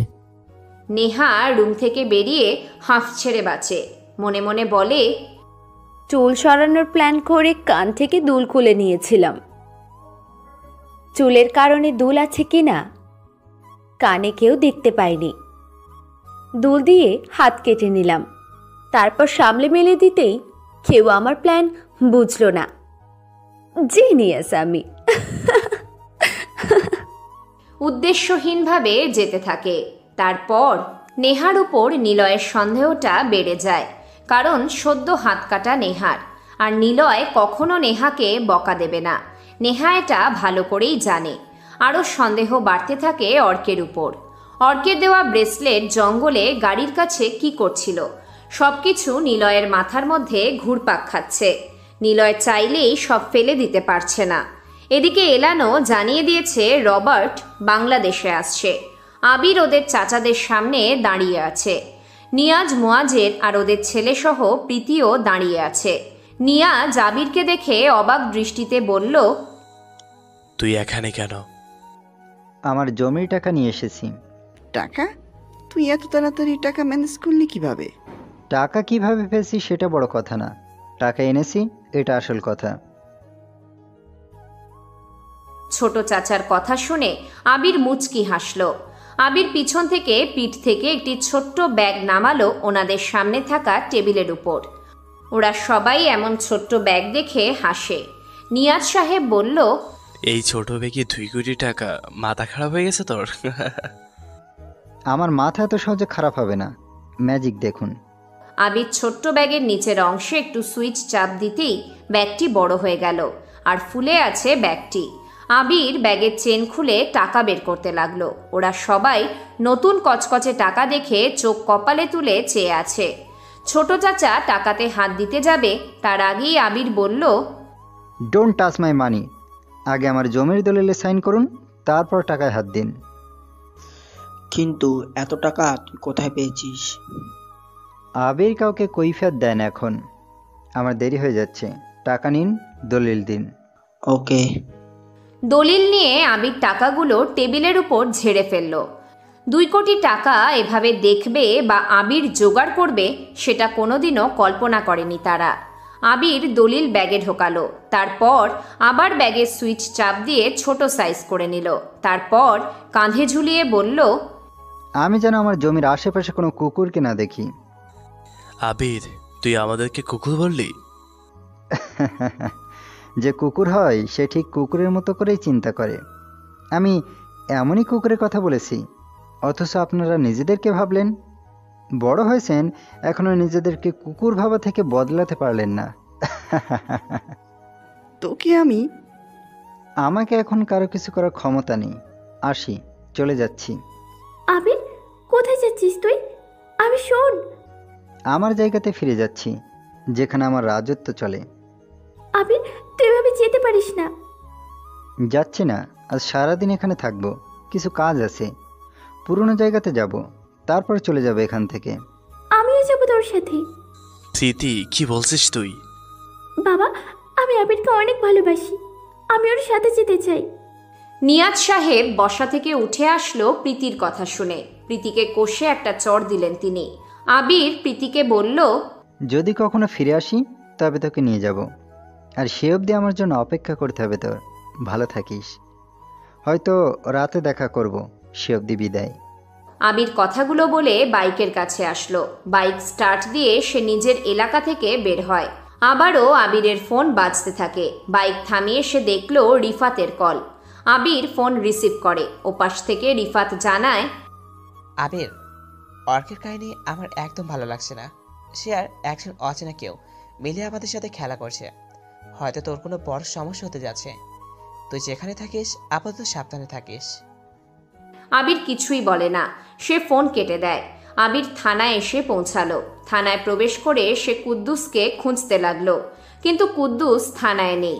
সে হান্নু সাহেবের কাজের জন্য বাইরে গেছে। থানার এক হাবিলদার এসে আবিরকে জানায়, স্যার তো নেই, এমপি স্যারের কাজে বাইরে আছে, আপনি পরে আসতে পারেন। আবির বাইরে বের হয়। আবারও ওর ফোন বেজে উঠল। তাকিয়ে দেখে দেশি একটি নাম্বার। আবির রিসিভ করলো। ওপাশ থেকে ইংরেজি ভাষায় বলল, মিলেন, আমি টমাস, বাংলাদেশে এসে গিয়েছি। কোথায় তুমি? আপাতত কোনো হোটেলে থাকুন, সময় হলে আমি খুঁজে নেব, তবে আজ রাতে আপনার সাথে দেখা হবে। রাখি। আবির ফোন কেটে দিল। এখন অপেক্ষা শুধু রাতের। আবির তার বাইক নিয়ে চিরপরিচিত ছোট্ট পার্কের মধ্যে আসে। সেই গাছের নিচে বেঞ্চ এখনও আগের মতোই আছে। শুধু সেখানে আবির আর মায়া নেই। সেখানে বসে আছে দুজন মানুষ, একটা ছেলে আর একটা মেয়ে। ছেলেটা মেয়েটার হাত ধরে আছে, দূরে তাকিয়ে স্বপ্ন দেখছে একসাথে সারা জীবন থাকবে। আবির পাশ কাটিয়ে যাওয়ার সময় মুচকি হাসল। কতই না স্মৃতি আবিরের জড়িয়ে আছে এই জায়গাতে, তার মায়াকে নিয়ে। আবির কিছু দূর এগিয়ে যায়। একটা ছেলের কাঁধে একটা মেয়ে মাথা রেখে আছে। ছেলেটা বাদাম ছুলে মেয়েটাকে খাইয়ে দিচ্ছে। আবির আবারও হাসল। মায়া এমন করে কাঁধে মাথা রেখে থাকার স্বপ্ন দেখেছিল, কিন্তু আজ সে অন্যের কোলে মাথা রেখে সংসার গুছিয়ে রাখার আলাপে ব্যস্ত। আর আবির, সে এখন ছন্ন ছাড়া, টাকাই সব কিছু। টাকা আছে মানে ভালোবাসা, মিলন অবধারিত। যার টাকা নেই তার কাছে বাদামের খোসাও যেন সোনার মতো। একটি অন্ধকার রুম, চার দেওয়ালে কতগুলো কম্পিউটার সেট আপ করা, স্মার্ট পিসি ঝোলানো। মাস্টার কিবোর্ড দিয়ে একজন সব কিছু নিয়ন্ত্রণ করছে। একটা বড় মনিটর অন হলো। ওয়ালপেপারে বড় বড় অক্ষরে লেখা ব্ল্যাক উইজার্ড। তার মানে হলো ইনিই হচ্ছেন ব্ল্যাক উইজার্ড। কিন্তু কে? ব্ল্যাক উইজার্ড রবার্টের স্যাটেলাইট 101কে প্রায় কবজাতে নিয়ে এসেছে। রবার্ট বাংলাদেশে আসার জন্য বেরিয়েছে। ওর ফোনে একটি বার্তা আসলো। বার্তায় লেখা, স্যাটেলাইট 101 এখন অর্ধেক আমার নিয়ন্ত্রণে। একজন মানুষ আছে যে তোমার স্যাটেলাইট আমার থেকে ছিনিয়ে নিতে পারে। সে হলো ডেভিল। আমার ডেভিলকে চাই।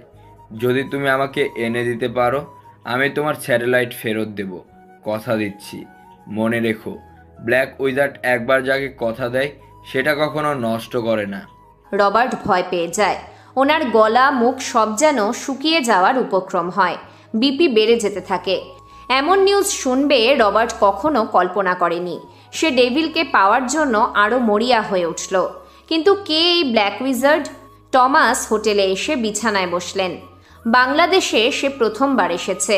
5 তারা বিশাল হোটেল। টমাস রিল্যাক্স মোডেই আছে। এমন সময় ওর ফোনে একটি বার্তা আসে। সেখানে লেখা, তোমার নামে নিজস্ব ব্যাংকের যত টাকার অ্যাকাউন্ট আছে সে টাকার অর্ধেকটা আমার কবজায়। বিশ্বাস না হলে নিজেই খোঁজ নিয়ে দেখতে পারো। পুরো টাকা অ্যাকাউন্ট এখনও আমার কবজায় আসেনি, তবে চিন্তা নেই, চলে আসবে। আমি ইচ্ছে করেই পুরোটা নিজের কাছে রাখলাম না, কারণ আছে। আমাকে তুমি নিজে থামাতে পারবে না, তবে তোমার সাথে এমন একজন আছে যে আমাকে থামিয়ে খুঁজেও বের করতে পারবে, আর সে হলো ভিলেন। আমার ভিলেনকে চাই। তার বদলে তুমি তোমার ব্যাংকের জব টাকা ফেরত পাবে। কথা দিচ্ছি, ব্ল্যাক উইজার্ড কখনো কথার খেলাপ করে না। তোমার সব টাকা ফেরত পেতে চাইলে ভিলেনকে আমার কাছে দিতে হবে। প্রয়োজনে তোমার সব কিছু ফেরত পাবে। তাই আমার ভিলেনকে চাই, আর সেটা কালকেই। মনে রেখো, ভিলেনকে যদি না দাও তাহলে তুমি তোমার সব কিছু হারাবে। টমাস লেখাগুলো পড়ে যেন চমকে উঠল। সে তাড়াতাড়ি তার অফিসে খোঁজ নেয়। ব্ল্যাক উইজার্ডের কথাই সত্য, সব অ্যাকাউন্ট তার কবজায়। অন্যদিকে রবার্টও খোঁজ নিয়ে দেখছে স্যাটেলাইট ব্ল্যাক উইজার্ডের কবজাতে, তবে তা পুরোপুরিভাবে না। ফেরত নিতে গেলে রবার্টকে দিতে হবে ডেভিল নামক হাতিয়ারকে, আর টমাস দেবে ভিলেনকে। কিন্তু কে এই ব্ল্যাক উইজার্ড? অর্ক নিলয়ের সামনে এসে দাঁড়ায়। পিছনে মাসুম আর সিয়াম দাঁড়িয়ে আছে।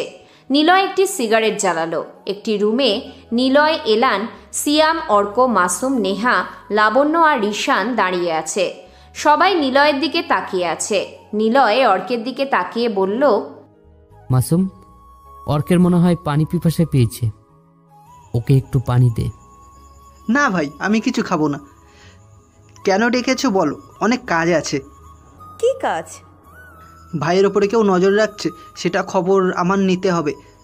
হা হা হা হা। বলতো অর্ক, হাহা করে কেন হাসলাম? ডেভিল যখন হাহা করে হাসে তখন সেটা ধ্বংস বয়ে আনে।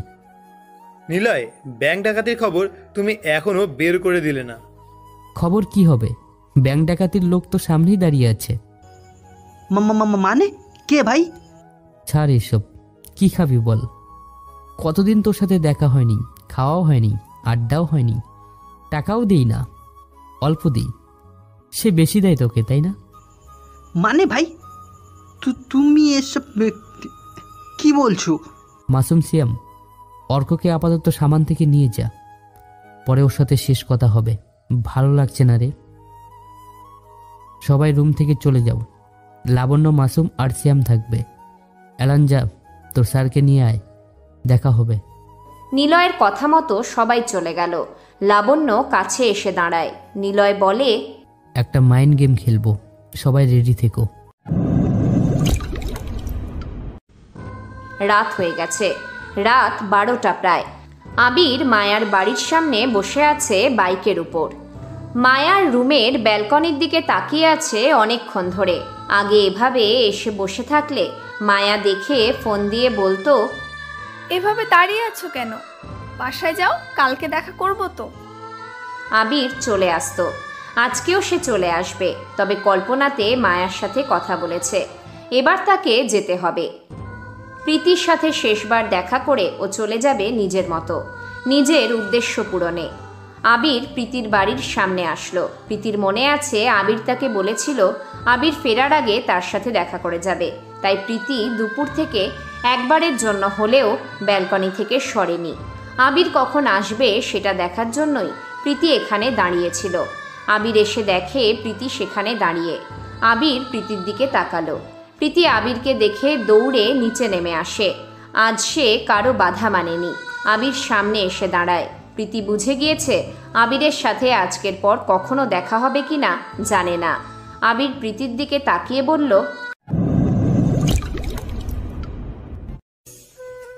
কি ব্যাপার, সারাদিন কি এখানেই দাঁড়িয়েছিলি? কেন, কষ্ট হয়নি? না, কিসের কষ্ট? তোর জন্য একদিন কেন, এভাবে সারা বছর থাকতে পারবো। বাচ্চাদের মতো কথা বলিস কেন? আমি মোটেও বাচ্চা না, আমাকে সাথে নিয়ে চল, তোর বাচ্চার মা হব। সীমার্কা কথা বলিস কেন? তোর কপালে একটা চুমু দিতে পারি? অনুমতি কেন নিচ্ছিস? অভদ্র ছেলে তো, তাই।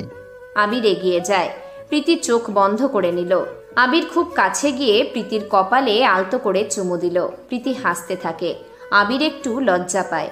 প্রীতির দিকে তাকিয়ে বলে, ভালো থাকিস, চলে যাই। আবির, আমাকে নিবি না? ফিরে এসে নিয়ে যাব, আর যদি না ফিরি তবে ভুলে যাস আমাকে। নতুন কাউকে মনে ঠাঁই দেওয়ার চেষ্টা করিস। নিজের ভিতরের সৌন্দর্য নষ্ট করে দেব, তবুও কারোর হব না। তুই কথা দে ফিরে আসবি। জানি না। আমি জানি তুই কথা দিলে রাখবি সেটা, তাই তোর কথা শোনার অপেক্ষাতে রইলাম। আচ্ছা, তোর নাম্বারটা দে, আমি তোকে ডাকবো। তুই যেতে পারবি তো? খুব পারবো। ওকে, থাক, নিজের খেয়াল নিস। আমি কিন্তু পিছনে ফিরে তাকাতে পারবো না। আবির হেলমেট পরে নিল। প্রীতির দিকে শেষবারের মতো তাকিয়ে সে স্টার্ট করে সেখান থেকে চলে আসলো।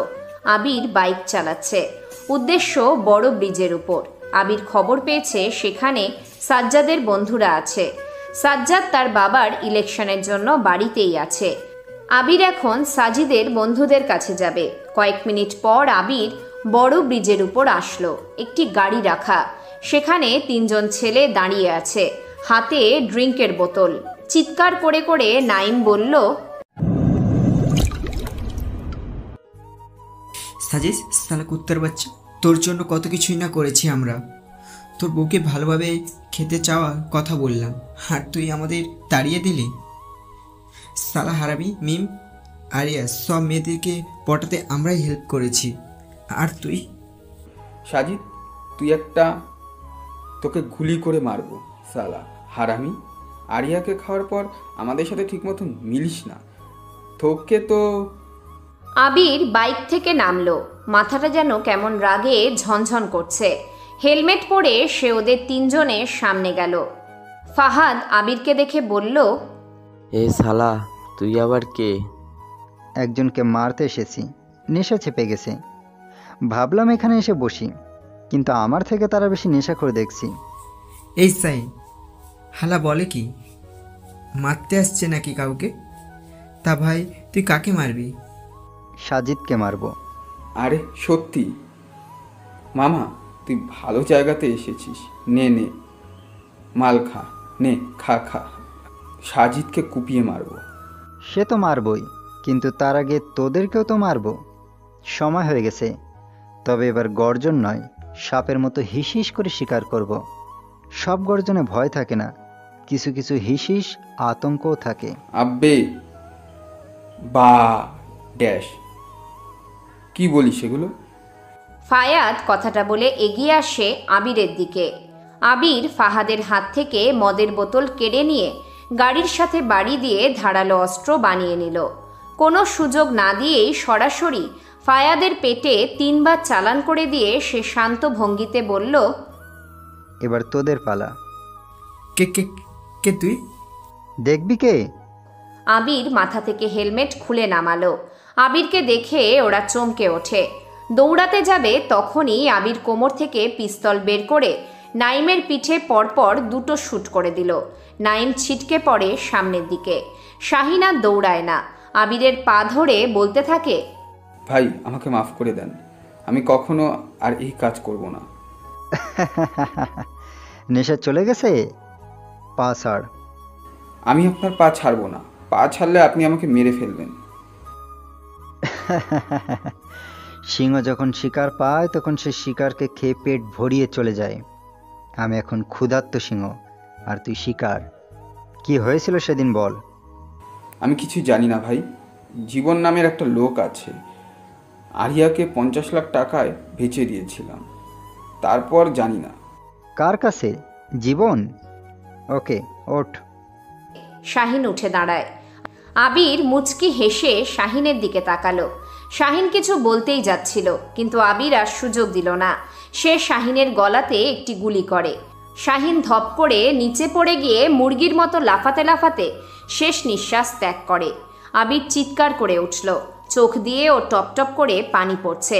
এবার পালা পুলিশ কুদ্দুস, হান্নু মিয়া আর তার ছেলে সাজ্জাদের।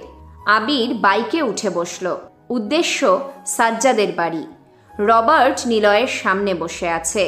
নিলয়কে দেখে রবার্ট একটু অবাক হয়, কারণ দেখতে সুন্দর হওয়া ছেলেটাই হলো ডেভিল। এলান পরিচয় করিয়ে দিয়েছে। রুমের মধ্যে 3 জন লোক, এলান, নিলয় আর রবার্ট।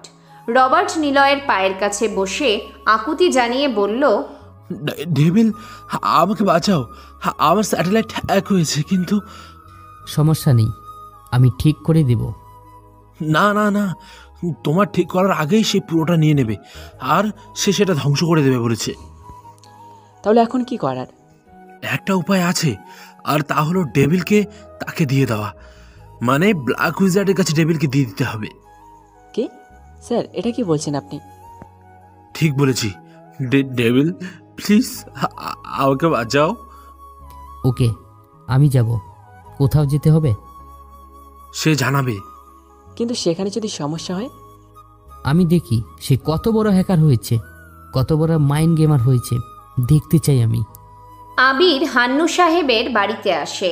বাড়িতে অনেক লোক। বাড়ির আশেপাশে সিসি ক্যামেরা লাগানো। আবির খুব দ্রুত ক্যামেরাগুলো নিজের কন্ট্রোলে নিয়ে অফ করে দেয়। নেতাদের বাড়ির সিসি ক্যামেরা শুধু রেকর্ড করার জন্য থাকে। মনিটরের সামনে কেউ বসে থাকে না। প্রয়োজন ছাড়া তারা সিসি ক্যামেরা চেক করে না। আবির তারই সুযোগ নিয়ে সব ক্যামেরা মিনি ডিভাইসের মাধ্যমে বন্ধ করে নিল। সে পাঁচিল টপকে ইলেকট্রিক মেশিনের ঘরে যায়। ছোট একটি মিনি বোম রেখে সে মেইন সুইচের ওখানে বসিয়ে টাইমার সেট আপ করে দেয়। 10 সেকেন্ডের মধ্যে ব্লাস্ট হয়ে পুরো এমপির বাড়ির কারেন্ট চলে যাবে। আবির মেইন দরজার কাছে আসতেই ব্লাস্ট হলো। সাথে সাথেই কারেন্ট চলে যায়। পুরো বাড়িটা তখন অন্ধকারে ছেয়ে যায়। আবির মুখে রুমাল বেঁধে নিল। অন্ধকারে সে এগিয়ে যেতে থাকে। দরজা আটকে সে কুদ্দুসের দিকে লাল রেজার লাইটের আলো ফেলল। সবাই যেন আতঙ্কিত হয়ে সেদিকেই চেয়ে থাকে। কুদ্দুসের দিকে তাকিয়ে আবির বলল, কেমন আছিস? কথাটা বলতেই আবিরের দিকে সবাই ফোনের টর্চ ফেলতে শুরু করে। সাজিদ, হান্নু আর কুদ্দুস পাশাপাশি বসে আছে। কুদ্দুস প্রশ্ন করে, কে তুই? আমাকে ঠিক মরার আগ মুহূর্তেই চিনবি। সাজিদ, কেমন আছিস?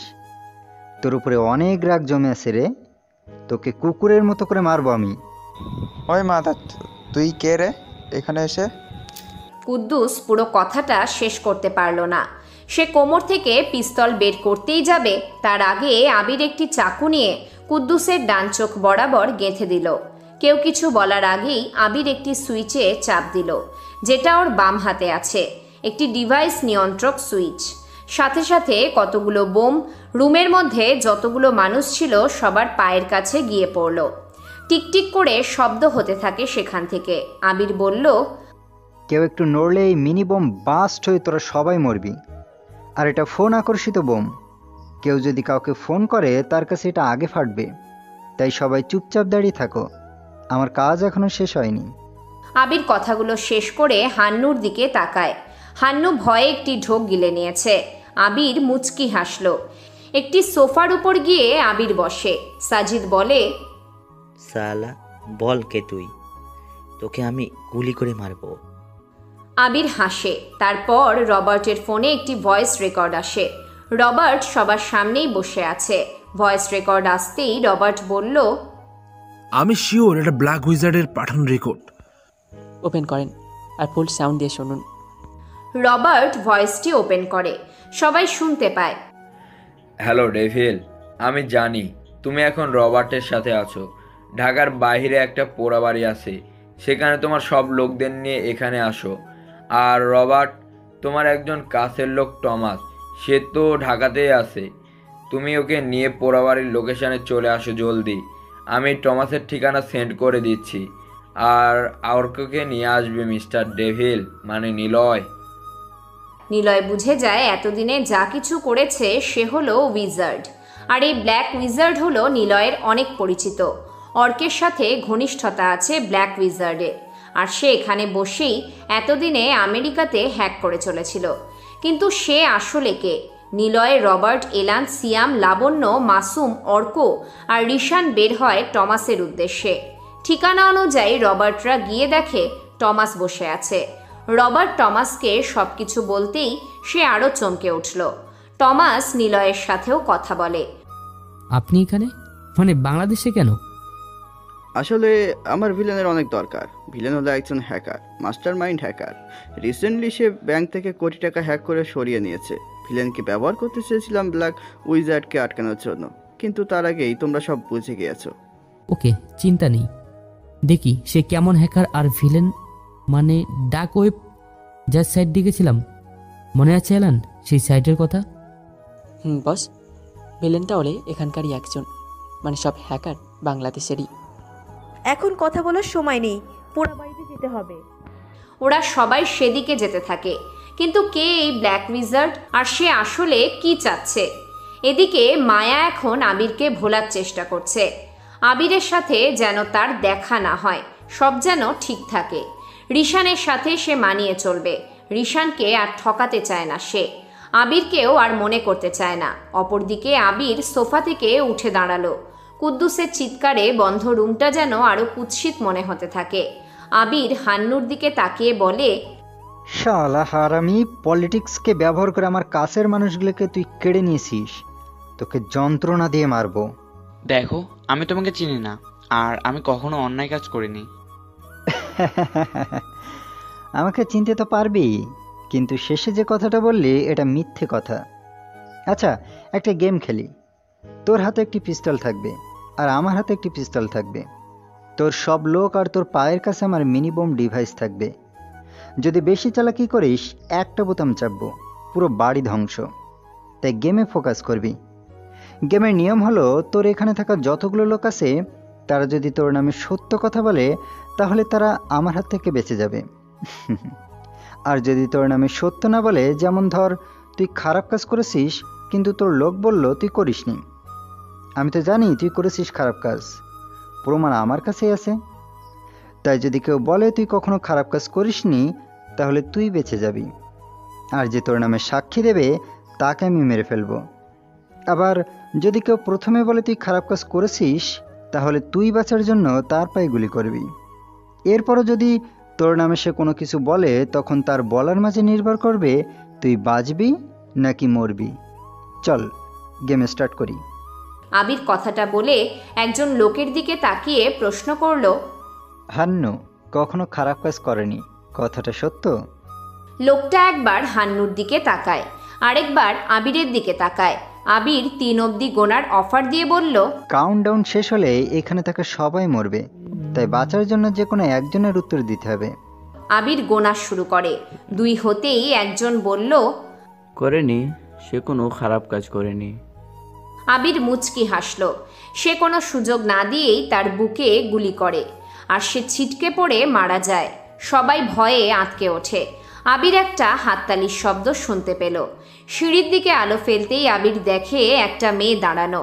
আবির কিছু বলার আগে সাজিদ বলল, সালা বল কে তুই, তোকে আমি গুলি করে মারবো। দেখছিস আমরা মরতে বসছি আর তুই আসিস হাততালি দিতে। আমি তো এতদিন এমন কিছুরই অপেক্ষাতে ছিলাম।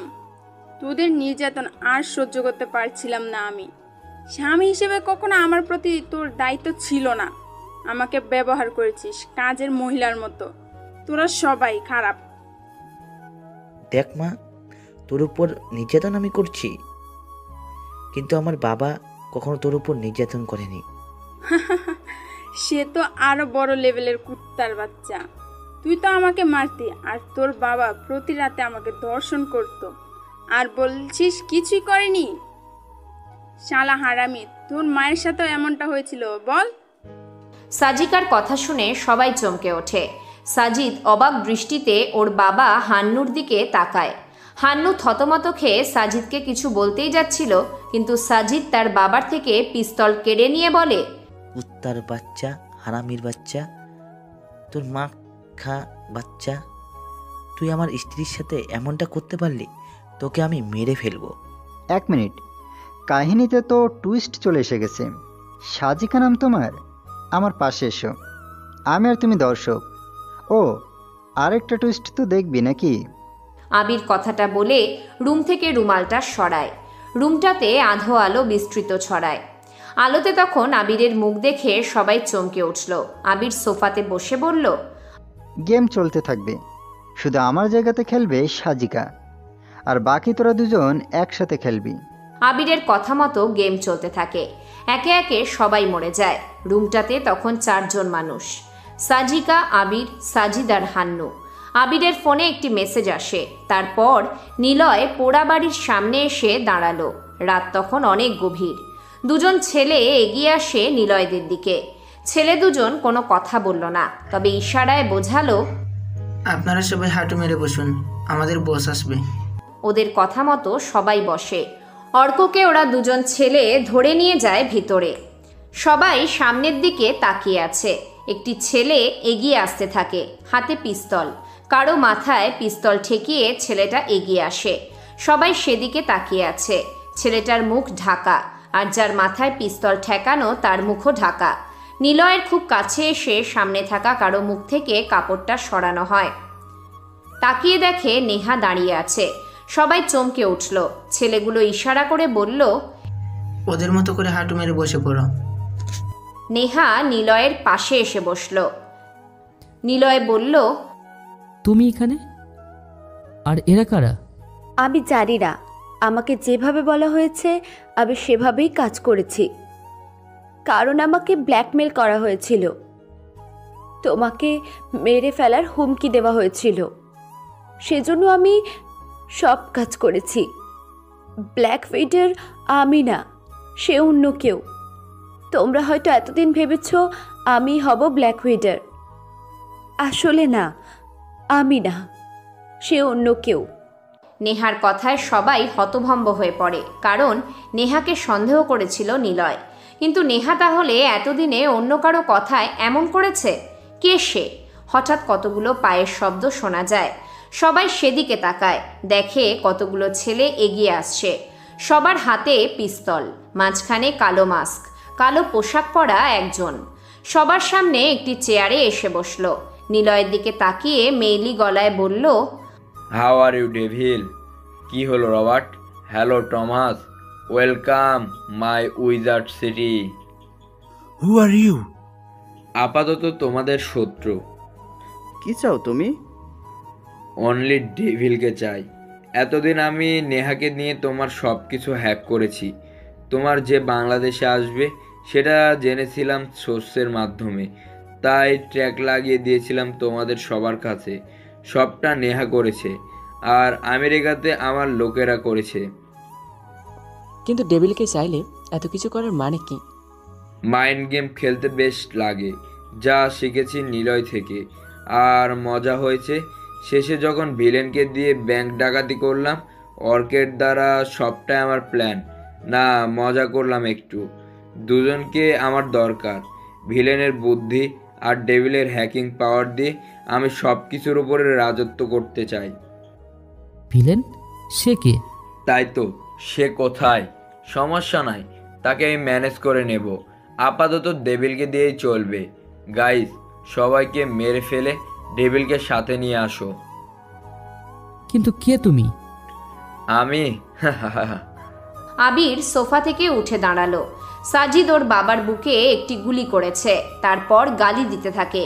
সাজিদ কাঁদতে কাঁদতে আবিরের দিকে তাকিয়ে বলে, আমি ভুল করেছি, তুমি আমাকে মারতে এসেছো, আমি অপরাধী। কিন্তু কিন্তু তুমি এটা জানো না, আরিয়া এখনো বেঁচে আছে, সে জীবনের কাছে আছে, তাকে ঢাকাতে পাবে। আমাকে মাফ করে দাও আবির, আমি সত্যি অনেক ভুল করেছি। কি? আমার বোন বেঁচে আছে? কিন্তু আমি মাফ করলেও হয়তো করতে পারি, কিন্তু সাজিকা করবে কিনা কে জানে। সাজিকা যদি তোকে মাফ করে দেয় তাহলে তুই মুক্ত। সাজিকা? আমি... সাজিদ কথা শেষ করতে পারল না। সাজিকা তার আগেই একটা গুলি করলো সাজিদের দিকে। গুলিটা পেটে গিয়ে লাগে। সাজিদ সোফাতে গিয়ে পড়ে। সাজিকা হাসতে হাসতে বলে, আজ প্রথমবার জীবনে আনন্দের স্বাদ পেলাম। সাজিকা ঘুরে চলে আসতে যায়, কিন্তু সাজিদের হাতে তখনও পিস্তল ছিল। সে তার সব শক্তি খাটিয়ে সাজিকাকে গুলি করে। সাজিকার পেটে গিয়ে গুলি লাগে। আবির একটা চাকু বের করে সাজিদের দিকে ছুঁড়ে মারল। সাজিদের বুকে গিয়ে লাগলো। সাজিদ সেখানেই মারা গেল। সে তাড়াতাড়ি বাড়ি থেকে বের হয়। কিছু দূর গিয়েই সে সুইচে চাপ দিল। মিনি বোমটা সাথে সাথেই ব্লাস্ট হয়। আর তখনই পুরো বাড়িটায় ভুম করে একটি শব্দে আগুন ধরে ওঠে। আবির তাড়াতাড়ি বাইকে ওঠে। প্রীতির কথা ওর খুব মনে পড়তে থাকে। সে বাইক ঘুরিয়ে প্রীতিদের বাড়ির দিকে যায়। কয়েক মিনিটের মধ্যেই সে প্রীতির বাড়ির সামনে এসে দাঁড়ালো। প্রীতি ঘুমোচ্ছে। আজ সে অনেকটা খুশি মনে ঘুমিয়েছে, কারণ আবিরকে অনেক দিন পর দেখেছে। আবির নিচ থেকে জোরে জোরে ডাকলো প্রীতির নাম ধরে, প্রীতি, ওই প্রীতি। প্রীতি চমকে উঠল। সে আবিরের ডাক শুনতে পায়। ব্যালকনিতে এসে দেখে আবির বাইকের সামনে দাঁড়িয়ে আছে। প্রীতি আর দেরি করে না, সে তাড়াতাড়ি রুম থেকে বেরিয়ে আসলো। ড্রয়িং রুমে নিয়াজ সাহেব দাঁড়িয়ে আছে। প্রীতির দিকে তাকিয়ে রইলেন তিনি। প্রীতির চোখে পানি। প্রীতির মুখের দিকে তাকিয়ে নিয়াজ সাহেব বলল, যা, তোকে আজ হাটকাবো না, তবে নিজে খেয়াল রাখিস, আর পারলে আবিরকে তোর মতো করে পাল্টে নিস। ছেলেটা কিন্তু কারো কথা শুনবে না এখন, সে তোর কথাই শুনবে। আবির এখন আর আগের আবির নেই। যা, ভালো থাকিস মা। প্রীতি দৌড়ে বেরিয়ে আসলো। আবিরকে দেখে কাছে এসে জড়িয়ে ধরল। আবির প্রীতিকে ছাড়িয়ে নিয়ে বলল, আর কাঁদতে হবে না, চল আমার সাথে। থাকতে পারবি তো আমার সাথে তুই? প্রীতি মুচকি হেসে বলে, পারবো, তবে তার আগে আমাকে তুমি করে বলতে হবে, না হলে থাকবো না। আবির মুচকি হেসে মাথা নাড়িয়ে সম্মতি জানায়। তারপর হাত ধরে বাইকের উপরে উঠালো। তখনই ওর ফোন বেজে ওঠে। তাকিয়ে দেখে রিফাতের কল। রিফাত বলল, ভাই, অর্ককে খুঁজে পাচ্ছি না। অর্কের পিসি চেক করে দেখি ও ব্ল্যাক হাউস নামে কারোর সাথে যুক্ত আছে। তাদের সাথে প্ল্যান করা হলো ভিলেন এবং ডেভিলকে একসাথে ওর আন্ডারে নিয়ে যে কোনো একজনকে মেরে ফেলবে, না হয় একসাথে কাজ করবে। অর্ক সিউ ব্ল্যাক উইজেডের কাছে, আমার সাথে ডেভিলও আছে। বিশাল কিছু হতে যাচ্ছে ভাই। আচ্ছা, আমি আসছি, মেইন রাস্তায় দেখা কর। আবির ফোন পকেটে রাখতে যাবে, তখনই সাজিদের বাড়িতে থাকাকালীন যে মেসেজটা এসেছিল সেটা চোখে পড়ে তার। টমাসের মেসেজ। তাকিয়ে দেখে পোড়া বাড়ি লেখা। আবির বুঝতে পারে পোড়া বাড়ি নিয়ে কিছু একটা আছে। সে লোকেশনে পোড়া বাড়ির দূরত্ব দেখে নিল। তারপর বাইক স্টার্ট দিয়ে ফুল স্পিড তুলে টান দিতে থাকে। নিলয়ের দিকে উইজার্ড তাকিয়ে থাকে। সে বলে, নিলয়, আমার হয়ে কাজ করো, ডেভিলকে আবার ফিরিয়ে আনো। আমার জন্য কাজ করো, তাহলে বাঁচতে পারবে। কে তুমি? ডেভিলকে সহ্য করার সাহস আছে তোমার? মুখটা দেখতে চাই। খুব ভালো করে চিনো তুমি আর নেহা। কিন্তু দেখাবো একটু পর। খেলার তো এখনো অনেক বাকি আছে। আর মাইন্ড গেম খেলি। আমার দরকার $50,000 সোনা, যা একটি ঘরে আছে। সেই ঘরের সামনে মানুষ না থাকলেও এত বেশি হাই সিকিউরিটি অ্যালার্ম অ্যালার্ট করা, কোনো সাধারণ মানুষ যদি সেই লম্বা করিডোরে একবার যায়, আশেপাশের দেওয়াল থেকে পিস্তল এয়ারগান বেরিয়ে গুলি করা শুরু করে দেবে। এই জন্য সেই সিকিউরিটি তোমাকে ভাঙতেই হবে, বাট তুমি একা পারবে না। এর জন্য দরকার ভিলেনকে। দুজনে মিলে এনে দেবে $50,000 গোল্ড, যা আমি ডার্ক ওয়েব বিক্রি করে দেব। রাজি থাকলে তোমরা সবাইকে যেতে দেব, আর না হলে সবাইকে মেরে ফেলবো। এখন সিদ্ধান্ত তোমার, কাজ আমার। রাজি থাকলে চলে এসো, না হলে মরার জন্য রেডি হও। কে তুমি? দেখতে চাই তোমাকে। এত তারা কিসের? কথাটা বলেই সে সিয়ামের বাম হাতে গুলি করে। সিয়াম মাটিতে পড়ে যায়। সবাই চিৎকার করে উঠল, শুধু নিলয় বাদে। নিলয় এক দৃষ্টিতে তাকিয়ে আছে আগন্তুকের দিকে। নিলয় এখানে আসার আগে পুলিশ ফোর্সকে বলে এসেছে উইজার্ড মাসুমের দিকে গুলি করতেই যাবে, তখনই পুলিশ এসে ঘিরে ধরে। নিলয় বসা থেকে উঠে দাঁড়িয়ে হাসতে থাকে। অনেক বাড়ানো ঠিক না। আমার মধ্যে থাকা ডেভিলকে আমি অনেক আগেই মেরে ফেলেছি, তাই আমি কখনো তোমার হয়ে কাজ করব না। নিলয়, তুমি ভুল করলে বয়েস। উইজার্ডের কথা মতো, মানে বয়েস বলার সাথে সাথেই চারপাশ থেকে যেন গুলির বর্ষণ শুরু হতে থাকে। কয়েক মিনিটের মধ্যেই 30 জন পুলিশ মরে পড়ে থাকে মাটিতে। সবাই ভয়ে আঁতকে ওঠে। উইজার্ড হাসতে হাসতে বলে, মাইন্ড গেমটা তোমার থেকে শেখা। যাই হোক, তুমি এখন অনেক বোকা হয়ে গিয়েছো, কিন্তু তুমি... উইজার্ড কথাটা শেষ করতে পারল না। সে দেখে ওপাশে থাকা একটি ছেলের বুকে এসে গুলি লাগে, আর সে ধপ করে নিচে পড়ে যায়। উইজার্ড সামনে তাকায়, কাউকে সে দেখতে পারছে না। সাইলেন্সার লাগিয়ে গুলি ছোড়া সবাই দেখতে থাকে। আরও একটি গুলি এসে লাগে আরেকটি ছেলের বুকে, সেও মরে পড়ে যায়। উইজার্ড বলে, কে কে লুকিয়ে আমাদের লোককে মারছে? যেই মারুক, এবার খেলবো আমি। নিলয় বসা থেকে উঠে দাঁড়ায়। উইজার্ডের দিকে এগিয়ে এসে মুখ থেকে কাপড় সরাতে যাবে, তখনই নিলয়কে পিছন থেকে কে যেন লোহার রড দিয়ে পিঠে বাড়ি দেয়। নিলয় ঘুরে তাকিয়ে দেখে অর্ক দাঁড়িয়ে আছে।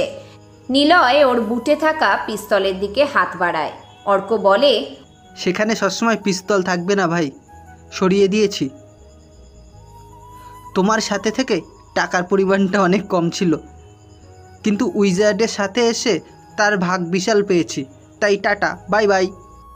অর্ক কথাটা বলে নিলয়ের মাথায় রড দিয়ে বাড়ি দিতে যাবে, এমন সময় অর্কের মাথায় একটি বুলেট এসে লাগে। স্নাইপারের হেডশটে অর্ক মাটিতে পড়ে গেল। সবাই পিছনে তাকায়, দেখে কালো রুমাল বাঁধা একজন স্নাইপার হাতে এগিয়ে আসছে। উইজার্ডের লোক সবাই এসে পিছনে ঘিরে ধরে, কিন্তু তার কাছে আসার সাহস পাচ্ছে না। ডেভিলের পিছু টান আছে, তাই হয়তো সে তার শত্রুর সাথে আপোষ করলেও করতে পারে, কিন্তু ভিলেনের কোনো পিছু টান নেই, আর না আছে বন্ধু। আমার কাছে মাইন্ডের খেলায় কোনো বন্ধু নেই। আমি একাই খেলি। আমি আমার খেলায় রাজা, বাকিরা সব প্রজা। পৃথিবীতে টাকাকে বলা হয়ে থাকে দ্বিতীয় গড, কিন্তু আমার কাছে আল্লাহ একজনই, আর আমি জানি তিনিই আমাকে মৃত্যু দেবে। এখানে না আমি কাউকে চিনি, আর না আমাকে কেউ চেনে।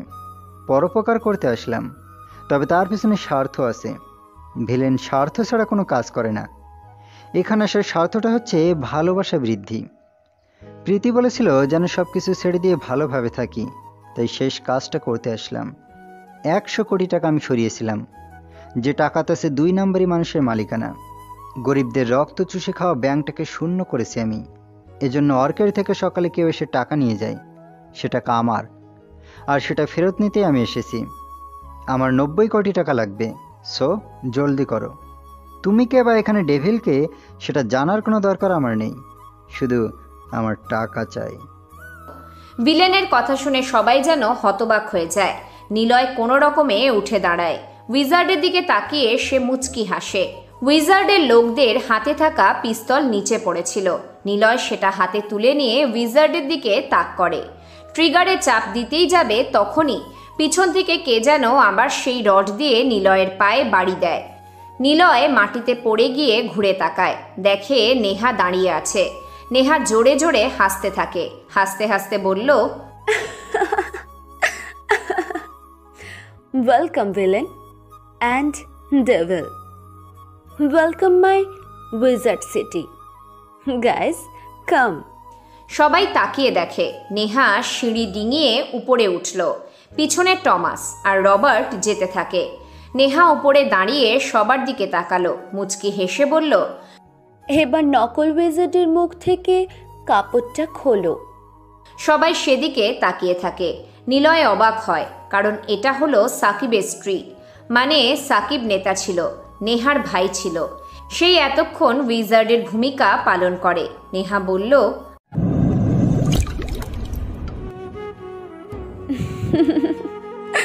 কেমন লাগলো মিস্টার ডেভিল অ্যান্ড ভিলেন? তোমাদের দুজনের সাথে মাইন্ড গেম খেললাম। আবির, মনে আছে তোমার ছোটবেলায় তোমার বান্ধবীর কথা? একই স্কুলে পড়তে। তখন একটি ছেলে তোমার বান্ধবীর ভিডিও করে ভাইরাল করে দেয়। সে ছিল আমার কাজিন। আর বড় হয়ে একটা সময় জানতে পারি হাবির নামে একটা ছেলের জন্য তার মৃত্যু হয়। খোঁজ নিয়ে তোমার ব্যাপারে জানতে পারি তুমিও একজন কম্পিউটার এক্সপার্ট। আর নিলয়, আমার ভাইকে মারার প্রতিশোধটা নেওয়ার জন্য এত কিছু করলাম। রবার্ট আর টমস তো ছিল আমার লোক।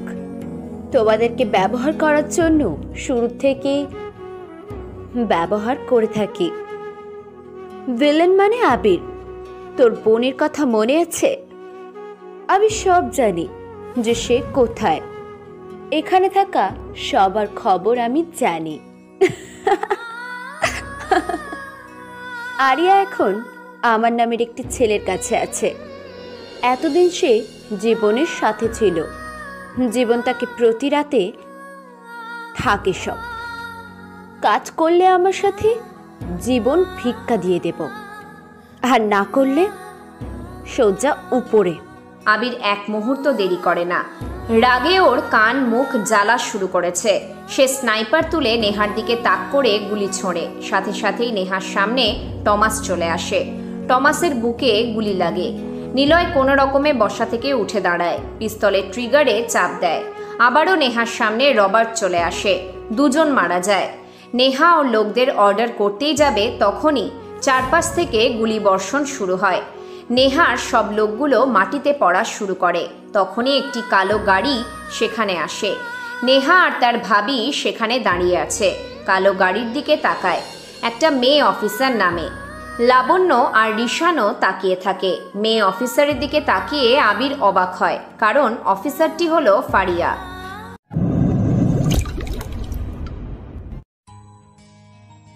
হ্যালো আবির, আমি কোনো পতিতা নই। আমি সিভিল একজন এনএসআই অফিসার। ডেভিলের ব্যাপারে খোঁজে এখানে আসি, কিন্তু তোমার সাথে দেখা হয় হঠাৎ, সেটা অবশ্য কাকতালীয়ভাবে। এরপর তোমাকে একটু ভালো লাগতো, যে জন্য ফলো করা। কিন্তু তুমিও একজন হ্যাকার। তবে কিন্তু তুমি মানুষটা ভালো, তাই তোমার জন্য একটা গিফট আছে, দেখবা? ফারিয়া ইশারা করে। গাড়ির পিছনের দরজা দিয়ে দুজন লোক নামলো।